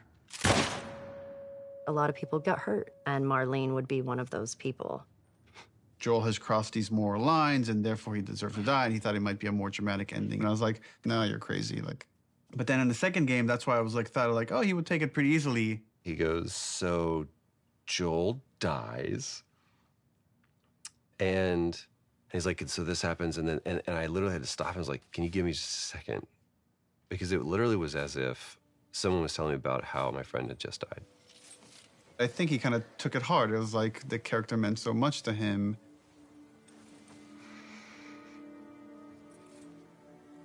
We're gonna kill off this character. His role is gonna be much smaller on this one. All of a sudden, it was, please don't take this from me yet.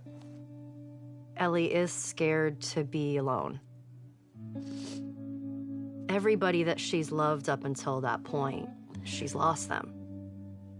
It's hard to imagine the story without Joel dying. Like, you feel that hate, Ellie feels that hate. You're one-to-one, you're on the stick, and that informs the rest of the story. This way, come on!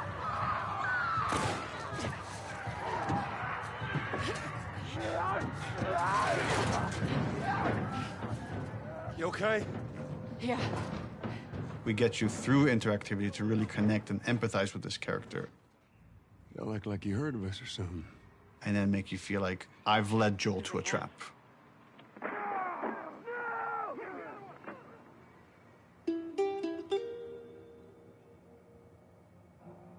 When we started out making Last of Us Part 2, Neil actually wanted to be very ambitious about changing the game almost entirely. In the first, like, 4 or 5 months, the game was actually kind of an open world, inspired by Bloodborne.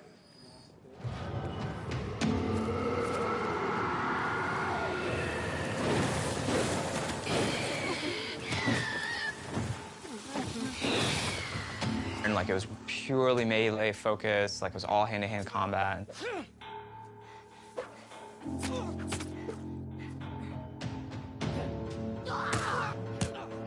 It wasn't just the melee combat, we were also looking at sort of layout structure. Bloodborne had a very sort of an open space that sort of kept getting bigger and bigger as you explored. I really like that feeling that you get of mastery over the world. It starts to become kind of almost a character in the game itself. And so that was also something we were looking at. We started out making it as different as humanly possible from the first game as we could, and then kind of dialing it back. The open world thing didn't work with the story that we were trying to tell and stuff. So in pre-production, we spent a lot of time just doing setups. Self-contained sort of units that tried to expound on a single sort of idea. Trying to start out with sort of simple shapes and building up to more complex shapes. And starting out with 1 or 2 mechanics and building up to those mechanics. Hey! Even our experiments, we try to add like as much context as we can. Like we establish a goal that you're going to be going for. We establish beats so that there's like an emotional journey, the stakes are raised. Figuring out some traversal stuff, a lot of climbing and balance beams and seeing how far we can sort of push in that direction without it getting over the top like Uncharted. More sort of verticality, more use of grass and stealth. My name is Arnaldo Lisea. And what do you do here? I do design. I know. How long have you been doing that? A day. I got an opportunity to work in QA, and that was That was a great learning experience. I shipped The Last of Us and Uncharted 4.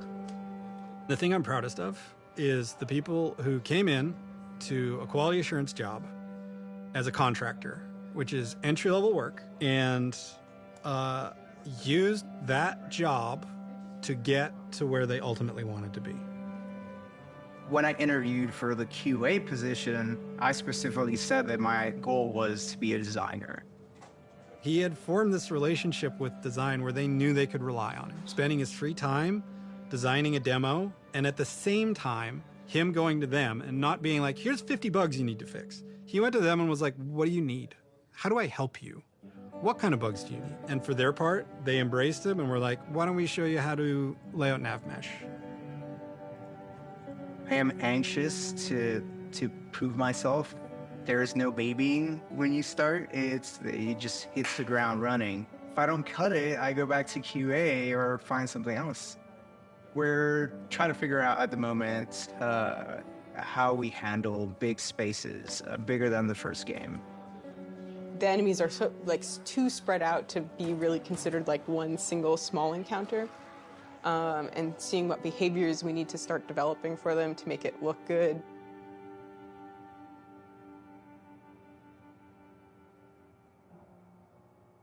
The opening of Seattle, that whole section was pretty slow and quite linear in the level design. Let's assume that there's guys in this building, someone's starting to shoot at me from the second floor. So, okay, if I'm on the horse and I'm getting shot at, I can't take cover with the horse, so probably first thing I'm going to do is jump off. And that's slow and clumsy, and maybe we can make that faster. It's like, but once I jump off, I'm going to want to take cover behind something. It's like, okay, I'm taking cover. Now what the fuck do I do with this horse? I assume the enemies are going to shoot at it. If they don't, that's kind of weird. Does Dina ride off with the horse to help it stay safe? Well, that sucks because I'm trying to build a relationship with Dina, and if my partner leaves me, that makes me like her less. I'm like, okay, so Dina has to get off the horse and take cover with me and help me engage with the enemies. Okay, but the horse is still there, so what happens with this horse? Does it ride off on its own in order to protect itself and then come back after? Oh, that feels too intelligent for a horse. That seems a little funny. As soon as there's range combat, the horse kind of makes it fall apart. What if we did this whole sequence on foot? How do I approach this building? Imagine this is more dense with cars and ferns and interesting ways for me to close this distance. Maybe when I get close enough, 2 militia guys come out. I have this little firefight with this front before I could rush forward and go into this building, climb up, and take out the sharpshooter that was harassing me. Really simple, small fight. Now there's tension. Guys can come from anywhere, like from this rooftop, from these windows. And that really inspired us to take some pretty drastic changes as far as the flow, inserting more combat, opening up the layout to give the player more options as far as how they explore the city. You can imagine this as being kind of the hub with it poking into streets, and I could go into the streets and explore and find those locations, what we're kind of calling dungeons. So that's the plan. Some of these changes are big, but it got us excited. This feels like a true evolution of T1 as far as going more systemic and giving you options. If there's concern, it's about scale, it's about scope, it's about can we actually build this thing? The scope is always bigger than the last game. It always has been. It always will be, probably. But this scope on this game is something pretty extraordinary. Everyone seems to agree that the thing we're building is going to be cool. Once it's done, it's just that it's such a big game. Our games have become more and more ambitious, and the studio has gotten a lot bigger. When I started here, we were 40 people. Now we're over 300. You can't handle that many people with a flat hierarchy. As we grew, we've had to introduce new titles just to control management, control communication, make sure things don't fall through the cracks. We have no producers at Naughty Dog. There's so many talented people here that you can rely on and lean on. It makes the game better. And that's really kind of the secret sauce of Naughty Dog, is how collaborative it is.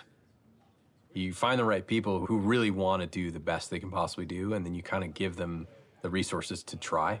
You're getting what you asked for as a creative person, right? You're kind of getting the freedom to go as far as you can go, but sometimes I think we need to be safe from ourselves a little bit. With The Last of Us 2, there's a real sense of opportunity. This is going to be a much cleaner production than we've done in the past. We're going to get it right this time. This is the first project that has had the proper pre-production period where we have locked down, for the most part, the story beginning, middle, and end before we started production. That hasn't happened.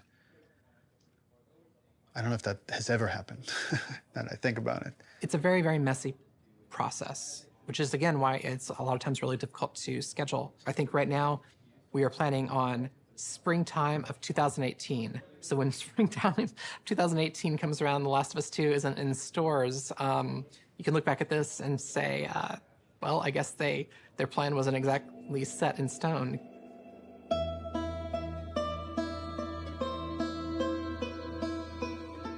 Historically, we've done very poorly at being efficient without the pressure of an external deadline. Every time we have some showing of our games, if it's going to be seen publicly, it's got to be one of the best looking playing things in the industry. For example, the first trailer was coming online, and that forced us to define the look of our game, define the location of where the game takes place, define Ellie's look and her age and her hair and her outfit. We're forced to make those choices. We can't just keep iterating because there's a deadline. We want to try and schedule the game using these milestones as soon as possible. Which means we got to keep the marketing rolling, which means next E3, 6 months away, we need to look at a gameplay demo. E3, it's always been the biggest and most extravagant showing of the game industry. There's something special about the energy of E3. We need to figure out what the gameplay is, because right now it's just we've got a bunch of like cool prototypes and stuff like that, so it's scary, but we work well under pressure. We're hoping to be really aggressive and show at E3 2017 just to really kick the project into gear as fast as humanly possible. We want to break it up into a roughly 2-minute cinematic, a flashback sequence that will set kind of emotional context for what will then go into a 5-minute gameplay sequence. We want to do this festival within Jackson. Like there'll be like a live band, and we're just seeing people lively having fun. And for the crowd, are you thinking 30 plus people? Frank says we could do a 30 variation. I think we can make that work with 30. Yeah. Dina pulls Ellie onto the dance floor. Ellie's dancing with her, is making all these guys jealous, and then Dina says, "You want to make them really jealous?" And she leans over and kisses her, and on that, we do a hard cut to Ellie in the middle of the woods.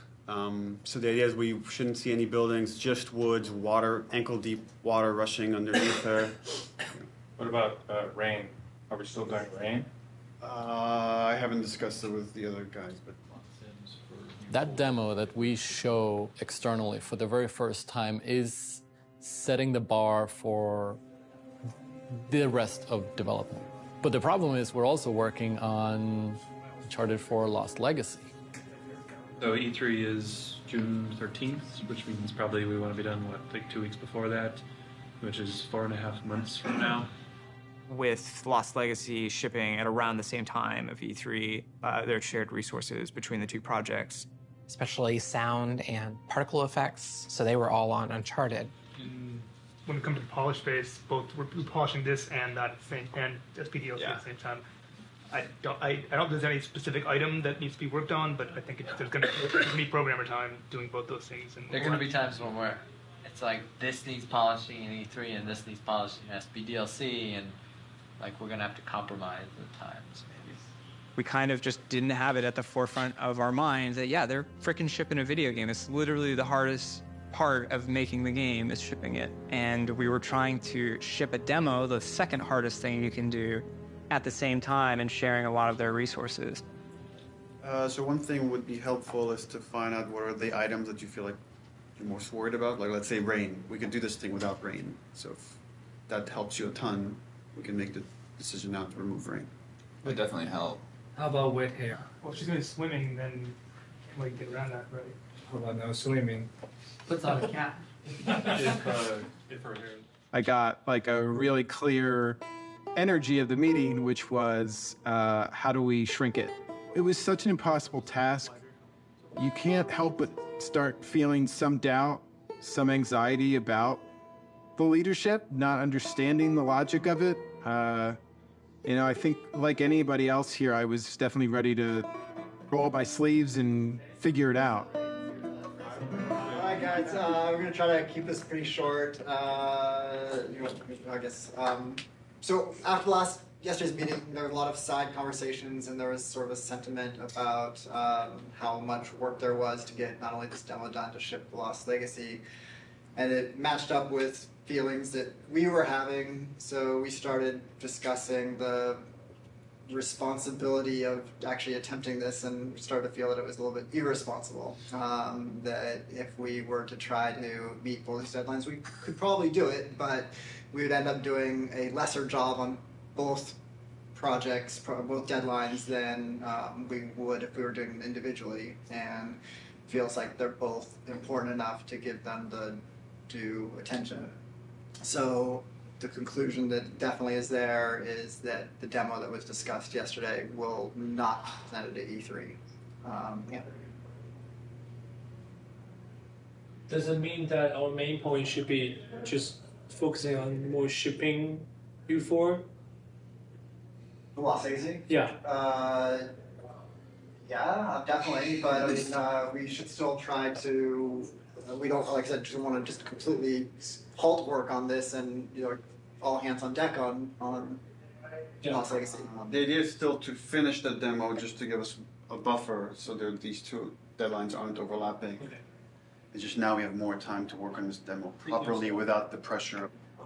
Once that meeting happened, it was just like, right, of course. I'm not in the Twilight Zone. It makes sense not to do this. It felt really nice seeing the leadership kind of having the team's back and seeing the logic of the situation in front of them. That's it. Cool. Thanks. Okay, so are you pissed off? Am I pissed off? No. What am I?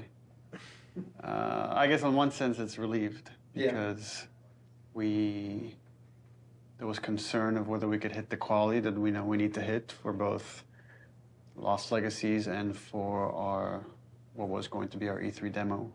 And then on the other hand, it's kind of disappointed, because I was excited to get this demo done and get it out there and get the reaction, but now it's going to have to happen at some other point. What we've decided to do is deliver the demo at around the same time, but that's going to be purely internal, and the demo won't be 100% shippable. Gameplay and design and animation are going to be locked in June. Then we back off, we finish Lost Legacy, and then resources free up to finish the particle effects, the lighting, and the sound. And then we ship just the glossiest, best-looking demo you've ever seen. We burn that to a disc at the beginning of January, and then we don't touch it again, and nobody sees it until E3. It's going to be really interesting to see if we can really, really commit to being done, 5 months, 6 months in advance of E3, and not be tempted to say it could be a little better, let's go back. People are just chatting. I'm writing stuff. And we really just need to have the discipline not to do that. But that then left us as okay, what's our next marketing beat? What are we going to show next from this game? So now we have a new plan where we're going to release a cinematic around PSX time. I think we're going to do it at the Paris Game Show. This seemed like a pretty intriguing scene to introduce Abby. That whole scene is going to be our next marketing beat. And then we're not going to say much about it, about how this fits into the game, where it fits into the game.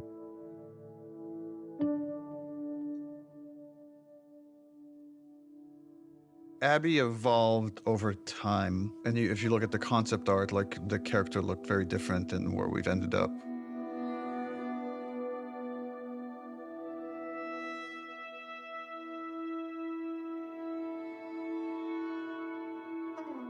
I don't remember at what point we decided to go with someone really kind of muscular and broad. But I remember once the idea came up, it felt very fresh.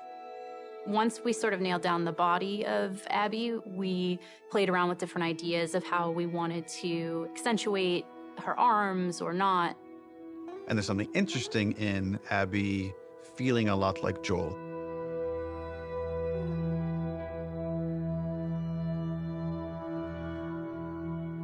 So when I got cast, Neil was like joking around, and he's like, "You should probably beef up in order to play her." And I'm like, "Ha ha ha, yeah, it's mocap, whatever." And he goes, "No, really, you should probably beef up to play her." And I was like, "Oh, yeah, you're right. I should totally start deadlifting as much as possible."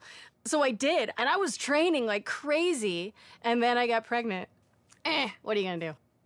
We need to separate her from Ellie. It shouldn't feel like I'm playing a reskinned Ellie, that Abby should, in many ways, look, behave, fight differently.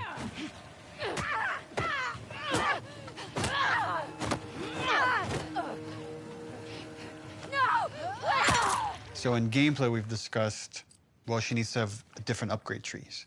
It means we have to make the investment of capturing a whole different moveset for Abby. We can't just remap Ellie's animation onto Abby. Holy fuck.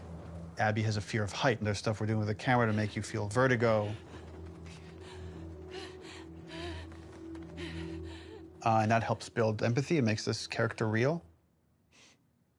We let you both live, and you wasted it. She's aesthetically a very intriguing and iconic and powerful character. Abby, who are these kids? They saved my life. Can you take a look at her? Once she's killed Joel, what is Abby's motivation? What is she trying to achieve? Her redemption is really taking care of Yara and Lev, these two kids that are from a warring faction. You know, she has been taught to hate them. There is an inherent xenophobic reaction to them. It's about saying, can you come to love your enemy? Scars built all this? Seraphites. Yeah, I was gonna say that. These are kids that grew up in a very different context as Ellie, and, you know, how they live their lives and experience the world is totally different. Got you a present. I'm getting really attached to Lev. He's been able to keep his head up despite losing so much himself in a world that is so harsh. We're taking too long. Can't move any faster. I won't do your sister any good if we're both dead. I really like his dynamic with Abby. Her having this, like, fucking brassy little sidekick who calls her on her shit in a way that nobody else can. What's going on between you and your friend Owen? Oh my God, Lev, now? It seemed really awkward. Just go! Who understands the sort of sense of being orphaned in the way that a lot of people can't. How long have you two been on the run for? 2 days. What the hell did you do? I shaved my head. They want to kill a little boy because he shaved his head. I am not trans, so it's a very delicate thing to tell a story of an experience that I've not had. And that's something that we want to take seriously. Did you hear what they called me? Yeah. Do you want to ask me about it? Do you want me to ask you about it? No. Okay. It's really about trying to create a multifaceted character who is trans, and that is absolutely an important part of who he is, but also a part of who he is, not the whole of who he is.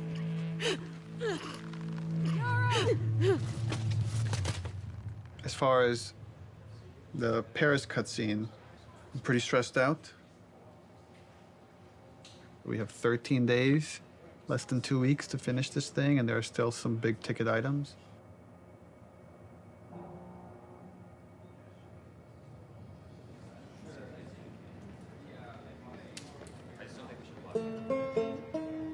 Lost Legacy turned out to be a much bigger project than we originally envisioned, but now that it's done, everyone is now on board.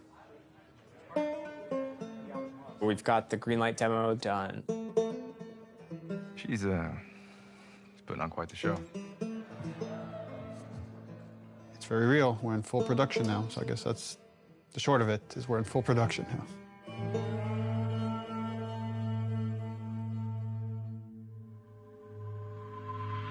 Hey everybody, PlayStation's live at Paris Games Week 2017. We've got a huge show for you starting now.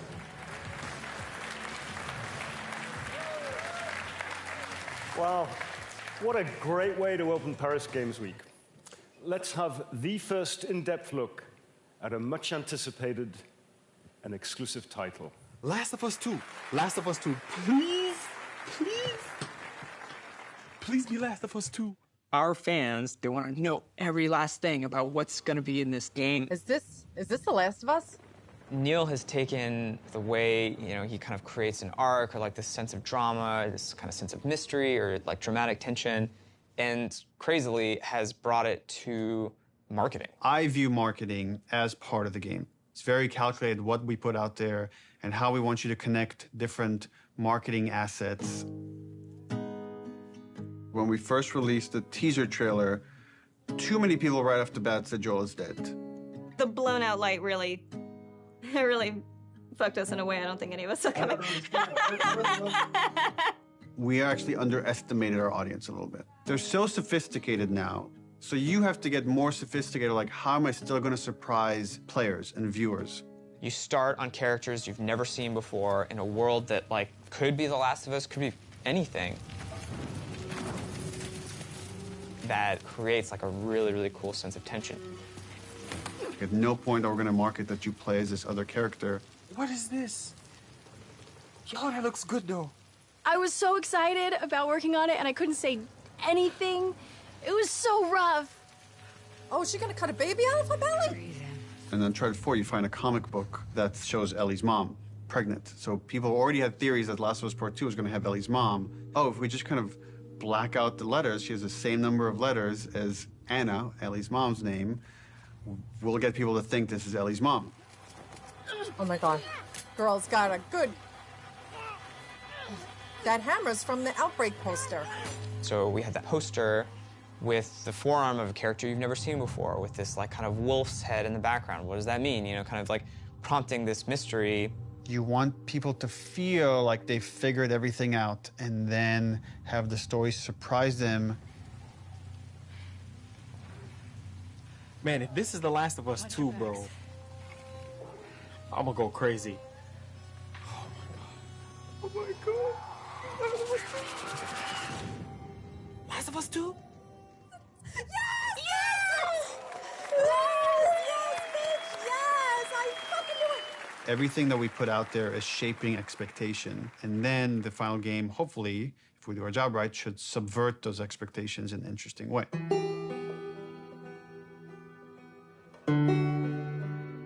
We knew we were pushing boundaries with that cinematic. We are making a violent game. We're not going to shy away from how violent it is. It is part of what we're trying to say. And I thought it was a great discussion initially about what is the appropriate level of violence. When is something so violent that it just turns you off where you just don't want to experience it at all? I liked that they were wrestling with those things. I didn't like some of the insinuations about the trailer being misogynistic towards the female characters.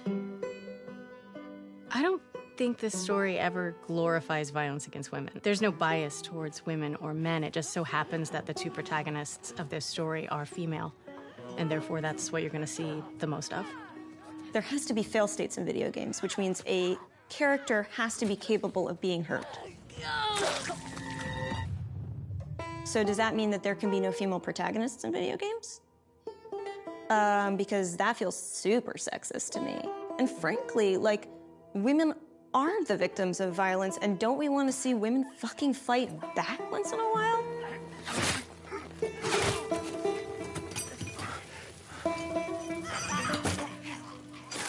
That character, her hand getting hurt, it has consequences for hours of gameplay to come. One article even asked the question, were any women involved in the making of this? And it's yeah, the co-writer, the lead character designer, the lead character artist, all the actresses that worked on that scene. I am so fucking... Here's what I hate about that article. I'm sorry. Do a modicum of fucking research, just a modicum of research, just a little bit before you put something out there to suggest that no woman could have worked on this because of the level of violence, because there was violence against women, because it is a video game. is so fucking sexist. I like watching graphic violence. Does that make me less female? Like, I like having a conversation about what power is. Does that make me less fucking female? I like working at a video game. I like playing video games. Does that make me less fucking female? Like, suck a dick. Don't put that in. I can't. I can't. Neil's gonna say put it in, but don't. I also don't represent all women, but I represent, like, I can represent this and say, I fucking wrote this. I wrote this. Like, I literally wrote the sentence, and then Yara eviscerates eviscerates his esophagus from his throat. I wrote that sentence. That is in the script, and I fucking stand by it. I'm afraid of being turned into a token rather than the truth, which is like, we're being thoughtful about the female narrative. These characters are more than just their vaginas. If you want to have a serious debate about feminism and feminism in video games and female depiction of violence, and you need to not see it as a binary conversation. It is an incredibly nuanced conversation. You cannot make blatant statements, and you cannot make presumptions. Fucking do your homework.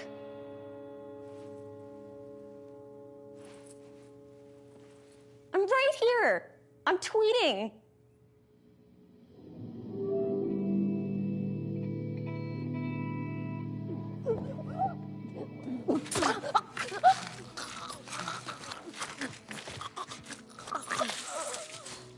The tone of the violence in the game has always been important to portray as realistically as possible.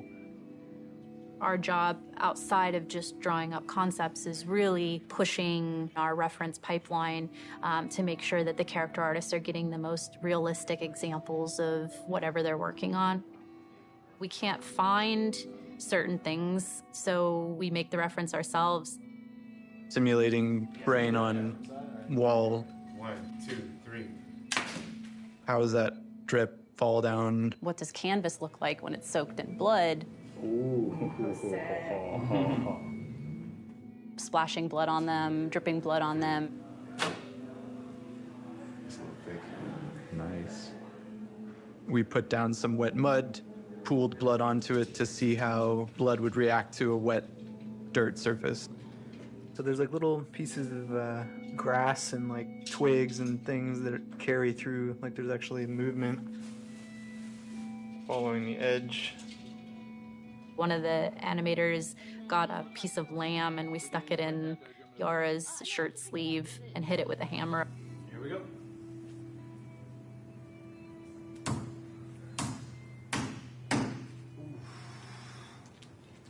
Yeah, we have a break. She's gonna need to hold this as straight, because if she does this, it's gonna, you know, just the weight of it's gonna want to make it fold. So I'm trying to keep it as straight as possible. This past week's shoot was specific for the infected eating people's jugulars, and there was a concept that was done with like blood running down the mouth, but like, would that happen? Like, let's find out. I got on the ground and pretended to eat away at like a bloody soaked rag that we made.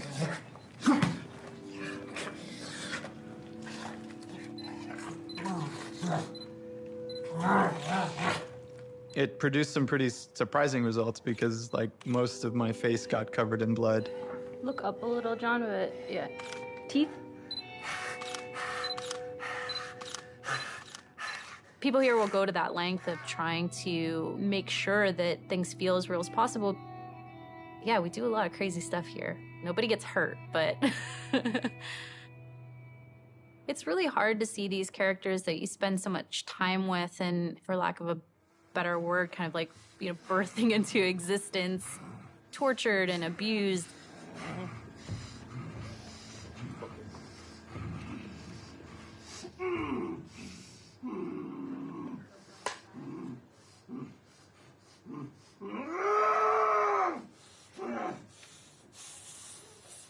We're shooting the Joel death scene, which is like the catalyst, the opening of the game. This scene has all of Abby's crew. It's a complicated scene because it's the most actors we've ever had in a single shot. Y'all act like you're hurting us or something. It's because they have.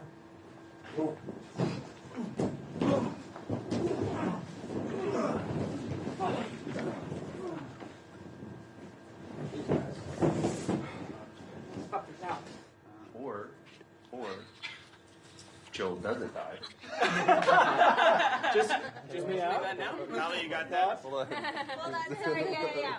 Minor line So change. then what happens is Yeah, all of us become friends. Knowing what was going to happen and knowing how it was going to happen, I got very fearful. There's so much weight to this scene. This scene has to be right. It's really difficult to reshoot it if we need to. Within the first game, having to call Troy and Hannah back to reshoot Sarah's death was very, very, very difficult for me. The last time I tried to do a big emotional scene, Don't do this. Please don't do this. Don't do this. Don't do this. Don't do this. Please, God, no. Oh, God, no. that didn't go too well, and we had to reshoot it. Don't do this to me, baby. Don't do this to me, baby. Come on.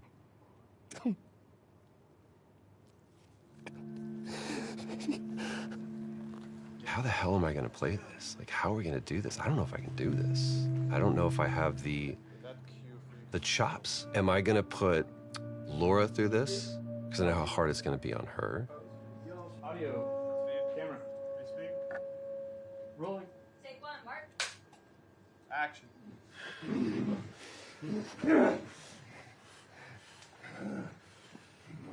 Joel Miller.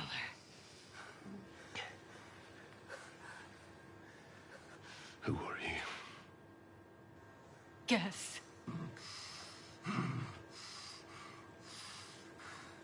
Why don't you just get out whatever speech you rehearsed? Get this over with.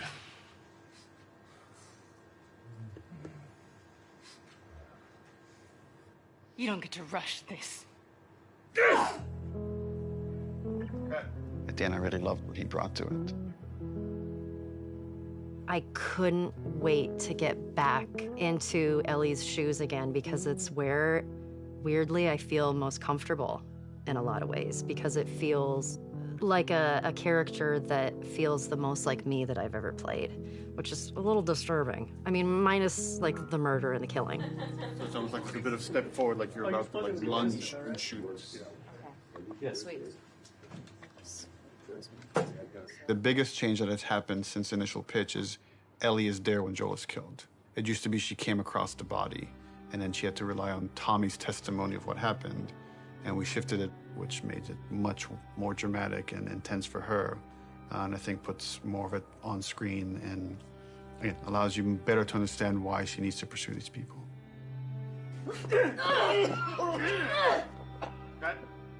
The hardest part for me was looking over at Ashley. No! No! Knowing that Troy was gonna not be a part of it as much was really hard. And knowing that Joel was not gonna be in Ellie's life anymore, it was hard. So much of that day kind of feels like a blur because there were so many feelings involved in it. What I had to do, I felt was very, very little. There's one reaction, and beyond that, we're on Ashley. There was no acting. There was pure, raw emotion. I'm staring in the face of that. Joel!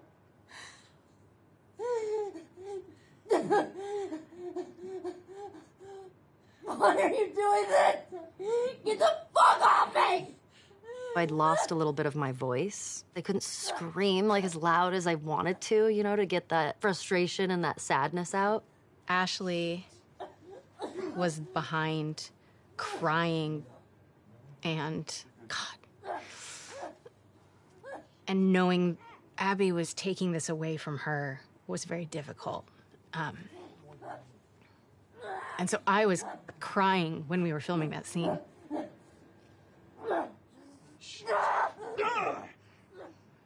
Yes, it was very emotional. You want what I want, right? End it. Now. Wait, please stop! No! No! Joel! Joel! No! No!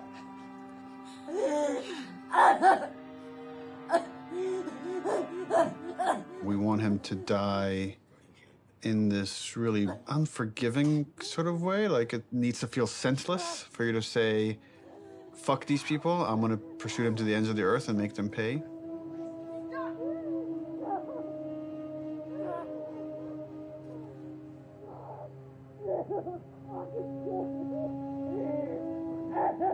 If the scene doesn't work with what we captured on the stage, almost nothing we do in post is gonna make it work.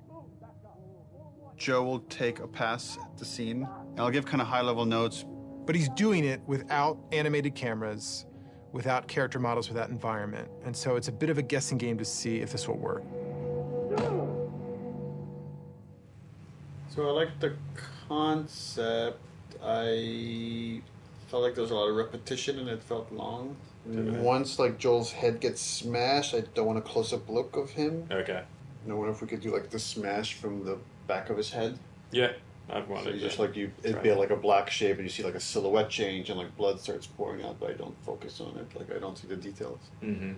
When the club comes down and it's just like she's screaming, I feel like we could just take all their audio out and like music could take over. And again, we're trying to build more rage than sadness. That's going to really set up our journey. Okay.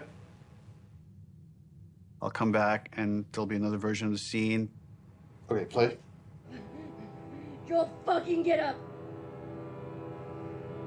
Please stop! Please don't pursue. Joel, please stop! No! No!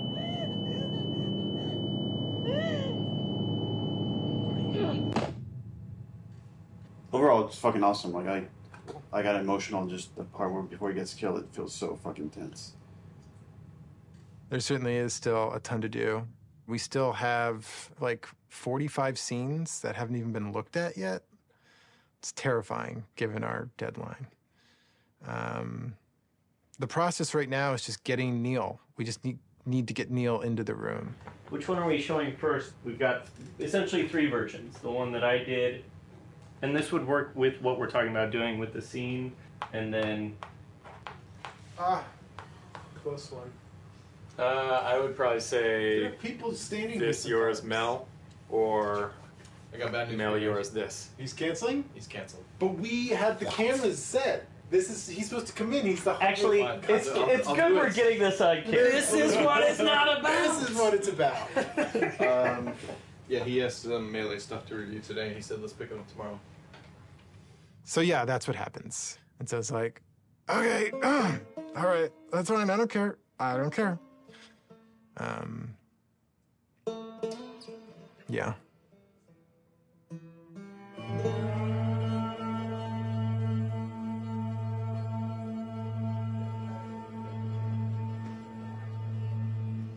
I get called up to Neil's office one day.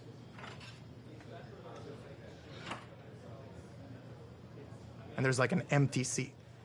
And Neil just goes like, oh, just sit down. I'm like, oh my God, I did something wrong. And he's like, do you know why you're here? And I'm like, no, are we gonna talk about one of my levels? And he laughs and he goes like, no, you're gonna work on the E3 demo. It's always been a dream of mine, working on an E3 demo, seeing it on stage. Is this a joke? Like, am I getting pranked right now? So speaking of E3 demos, remember way back when, like you guys said you were going to block that content and then not touch it? How's that go? Well, and then we ship just the glossiest, best-looking demo you've ever seen. We burn that to a disc at the beginning of January, and then we don't touch it again, and nobody sees it until E3. Well, I think we knew at the time that we weren't going to not touch it. It's going to be really interesting to see if we can really, really commit to being done and not be tempted to say like, it could be a little better, let's go back. Because the game's been making progress for, the 10 months or something since we locked that demo down. A lot of advances have been made, a lot of new ideas, new mechanics, and we really just need to have the discipline not to do that. Honestly, it feels like we are addicted to being late. Okay, we're starting. I don't know exactly what we're gonna do today other than come up with a really long list. We're trying to limit it to an hour, so we'll be done at 4 no matter where we're at. Looking at the cinematics first. Because we did it so early and had a rough version of it a year in advance, we got a bit complacent.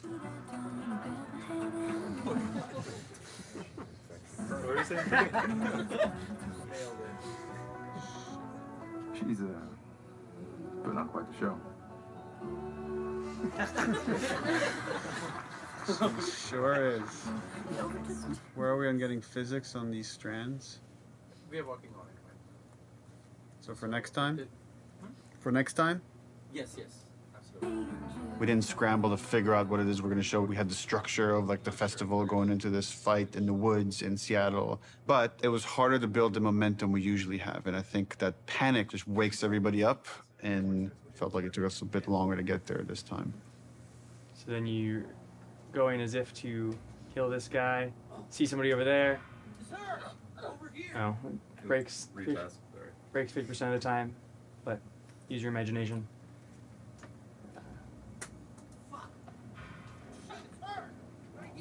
Daniel, going a bit slower, give him some time. Okay. The animation is breaking the melee system. Okay. Well, like when he starts, yeah. So I'm confident in the demo if we finish it. I'll be frank, it's not looking great. All right, this is totally broken. For next week, let's make sure it's all there so we could actually review it. Yep. Okay, thanks, everyone. I feel like this demo is cursed.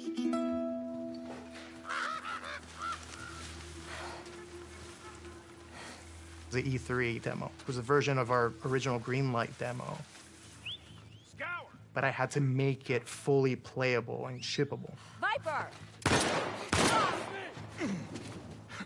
The first thing I did was just basically take that space made by another level designer and put just enemies in it and start fighting. But when I started playing it, I remember like it wasn't there. That parking structure was way smaller, so it felt more cramped. God is good. God is good. I remember going to Neil's office and being like, how much can I change this? And he's like, well, what are you thinking? I'm like, well, I'm thinking like this big thing, and I'm like, just like brand new designer, I'm just throwing out like everything, like I want to do this, and I want to do that, I want to make sure that it feels like a sandbox, that it feels like this big space, that it's multiple paths. It's like something like we really haven't done before in The Last of Us. And he just goes, go for it, right, let's do it.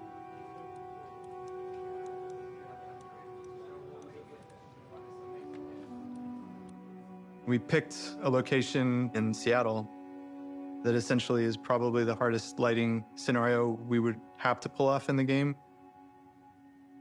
I wanted to get the overcast look nailed because so much of the game's dependent on that. How do we pull off this look? Can we pull off this look? Everything felt a little muted, and we were losing kind of that next-gen quality of our engine. Like for a second, we actually turned the sun on in the demo. But we lost the mood of that overcast kind of blue look. That moment was really rough for me. Just felt like years of my life that potentially would have just been like wasted on this pipe dream of a look. Well, we were struggling, like last summer, it was like a fine balancing act. Is this whole thing just gonna crumble? Like, is the whole direction like now gonna have to change for the game, not just this demo? Have I steered this company wrong? Took some really big iterations and tried some crazy ideas, and we came up with kind of a hack. We talked with the programmers and found a few settings that actually gave us exactly what we wanted. It was really like one thing. We faked the sunlight within this kind of ambient look so we could get some directionality of the lighting. That it was like, oh, if we do this one thing, it actually got us the look we wanted. So like, I'm glad that happened. For this game, there was a major push to make a new volumetric fog system. It's not just like a kind of an overlay on top of the screen. That's why it's called volumetric. You feel the volume of it. It's gonna be a little bit thicker near the ground, right? Because there, you know, you will see grass kind of getting through it. Fog also allows you to see the light. Fog adds atmosphere. Atmosphere brings everything together. Now with this game, we did add recently some new tech that allows us to make some of the water drips more dynamic, meaning that if you have a car, you will see a water, follow the glass, follow the hood, and then from the bumper, you're gonna start seeing dynamic droplets. So that was really cool. And then we can now actually also use this technology to drive blood. Now we can have blood dripping and we have water dripping. The water trail can pick up where is it bloody. And if it's bloody, it can change its own color and start dripping more red. And on top of it, we also clear out the blood. So what you will see is you will see bloody area, you will see water trails going down, and you will see the water trails washing out the blood and picking up the redness and going down. Really, really cool. In the E3 demo, we do want to show our next-gen animation system.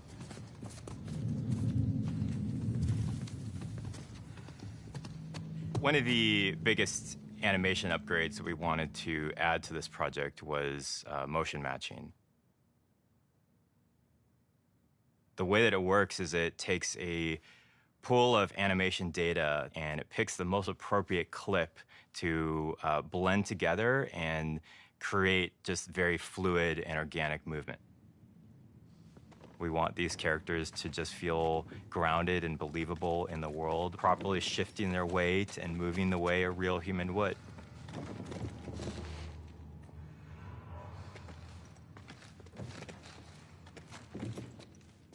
In order to capture all of those on the stage, we use something called a dance card, a choreographed set of patterns that the actor can move on the floor. Basically, that's creating this like bank of little pieces of animation. The motion matching system just pulls from that bank all the animations necessary to have them move perfectly in any arbitrary way. When it works, it's like so far and away better than any other animation technique. It's like a quantum leap of the highest order in terms of quality.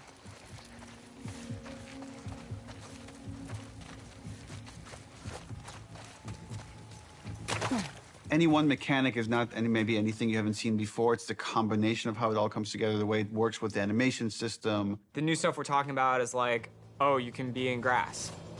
She went into the grass. Watch yourself. Like one of the biggest things we do in the demo is jump a gap.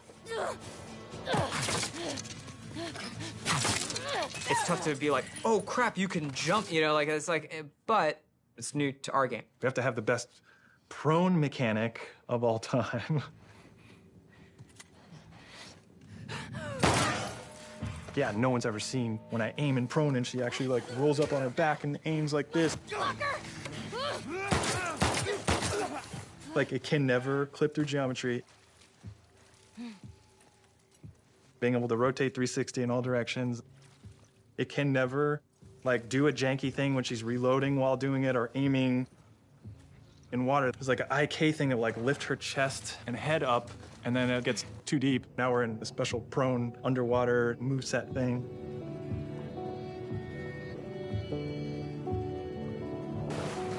Her chest and arms and everything are kind of matching ground plane. Things that a player will never notice. And it's because we like purposely did it. There's no such thing as like, oh, you know, it's not as good as, you know, this other game's one, but like, it's fine. It's got to be like, no, it's fucking Naughty Dog. We have to have the best version of the thing, whatever that is.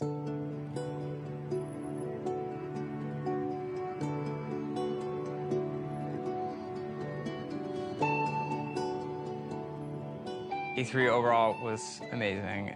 The press conference was in a very different venue. They usually have them in like these big auditoriums. And this was kind of like, almost like a pop-up.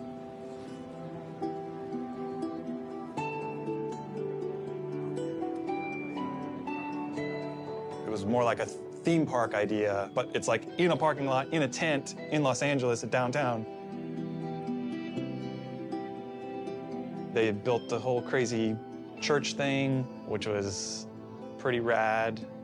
It was super cool. It was better than we expected.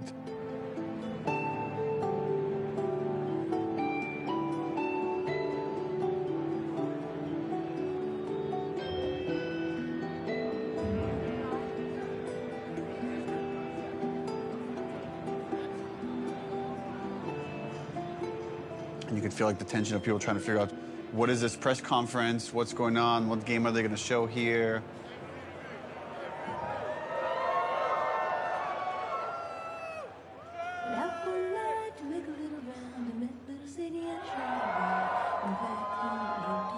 On the Naughty Dog logo, you get this big cheer. On the Ellie reveal, you get this big cheer.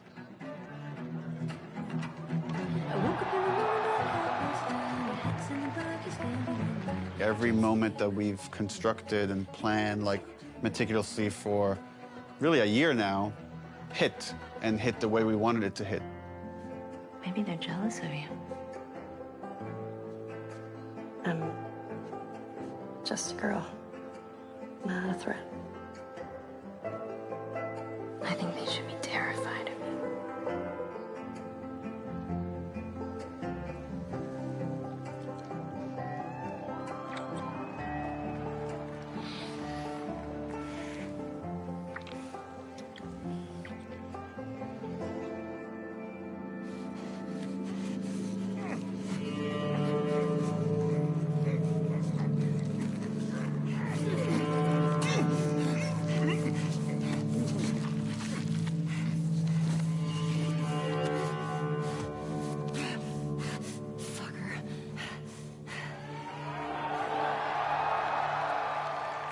One of the biggest reactions was when the HUD came on. They looked at that forest and thought, there's no way it can look this good. Like, that's impossible. But when we flashed the HUD and be like, yeah, that's it. This is the real game. People are not ready for this. Like, this is gonna fuck you up.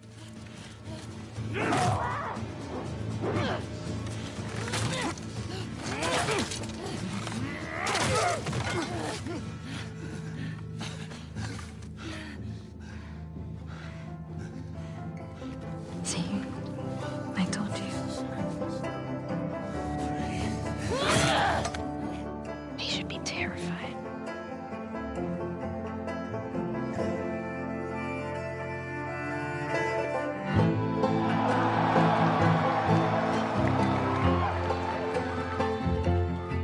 It was electric. My skin was like tingling the whole time. Like, as soon as it's done playing, I'm like on my phone. And it was wild. It was wild to see it just everywhere. See it on YouTube, see people commenting on it.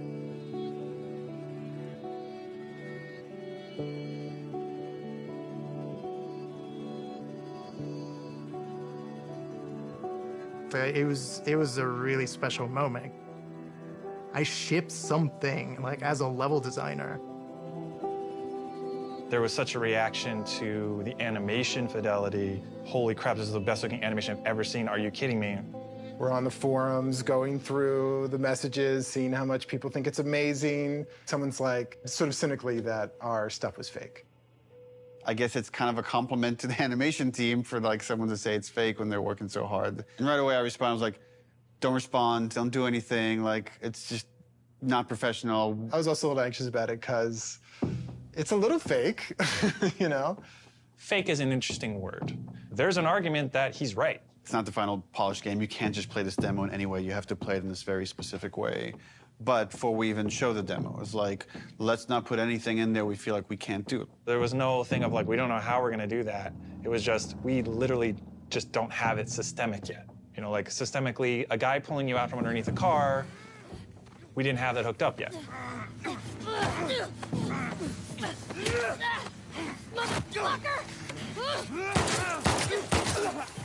Now we have it hooked up in the game.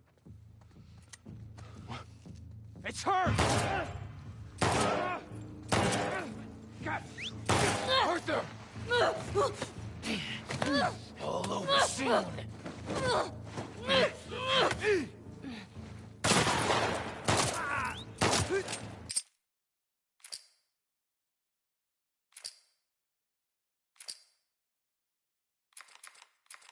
Ultimately, as we're building the rest of the game, if anything feels like it's not the right call for the game, we don't mind changing it. Like, we had certain things in the demo for the first Last of Us where, like, Joel picks up a pistol and takes out individual bullets from it and then pockets it.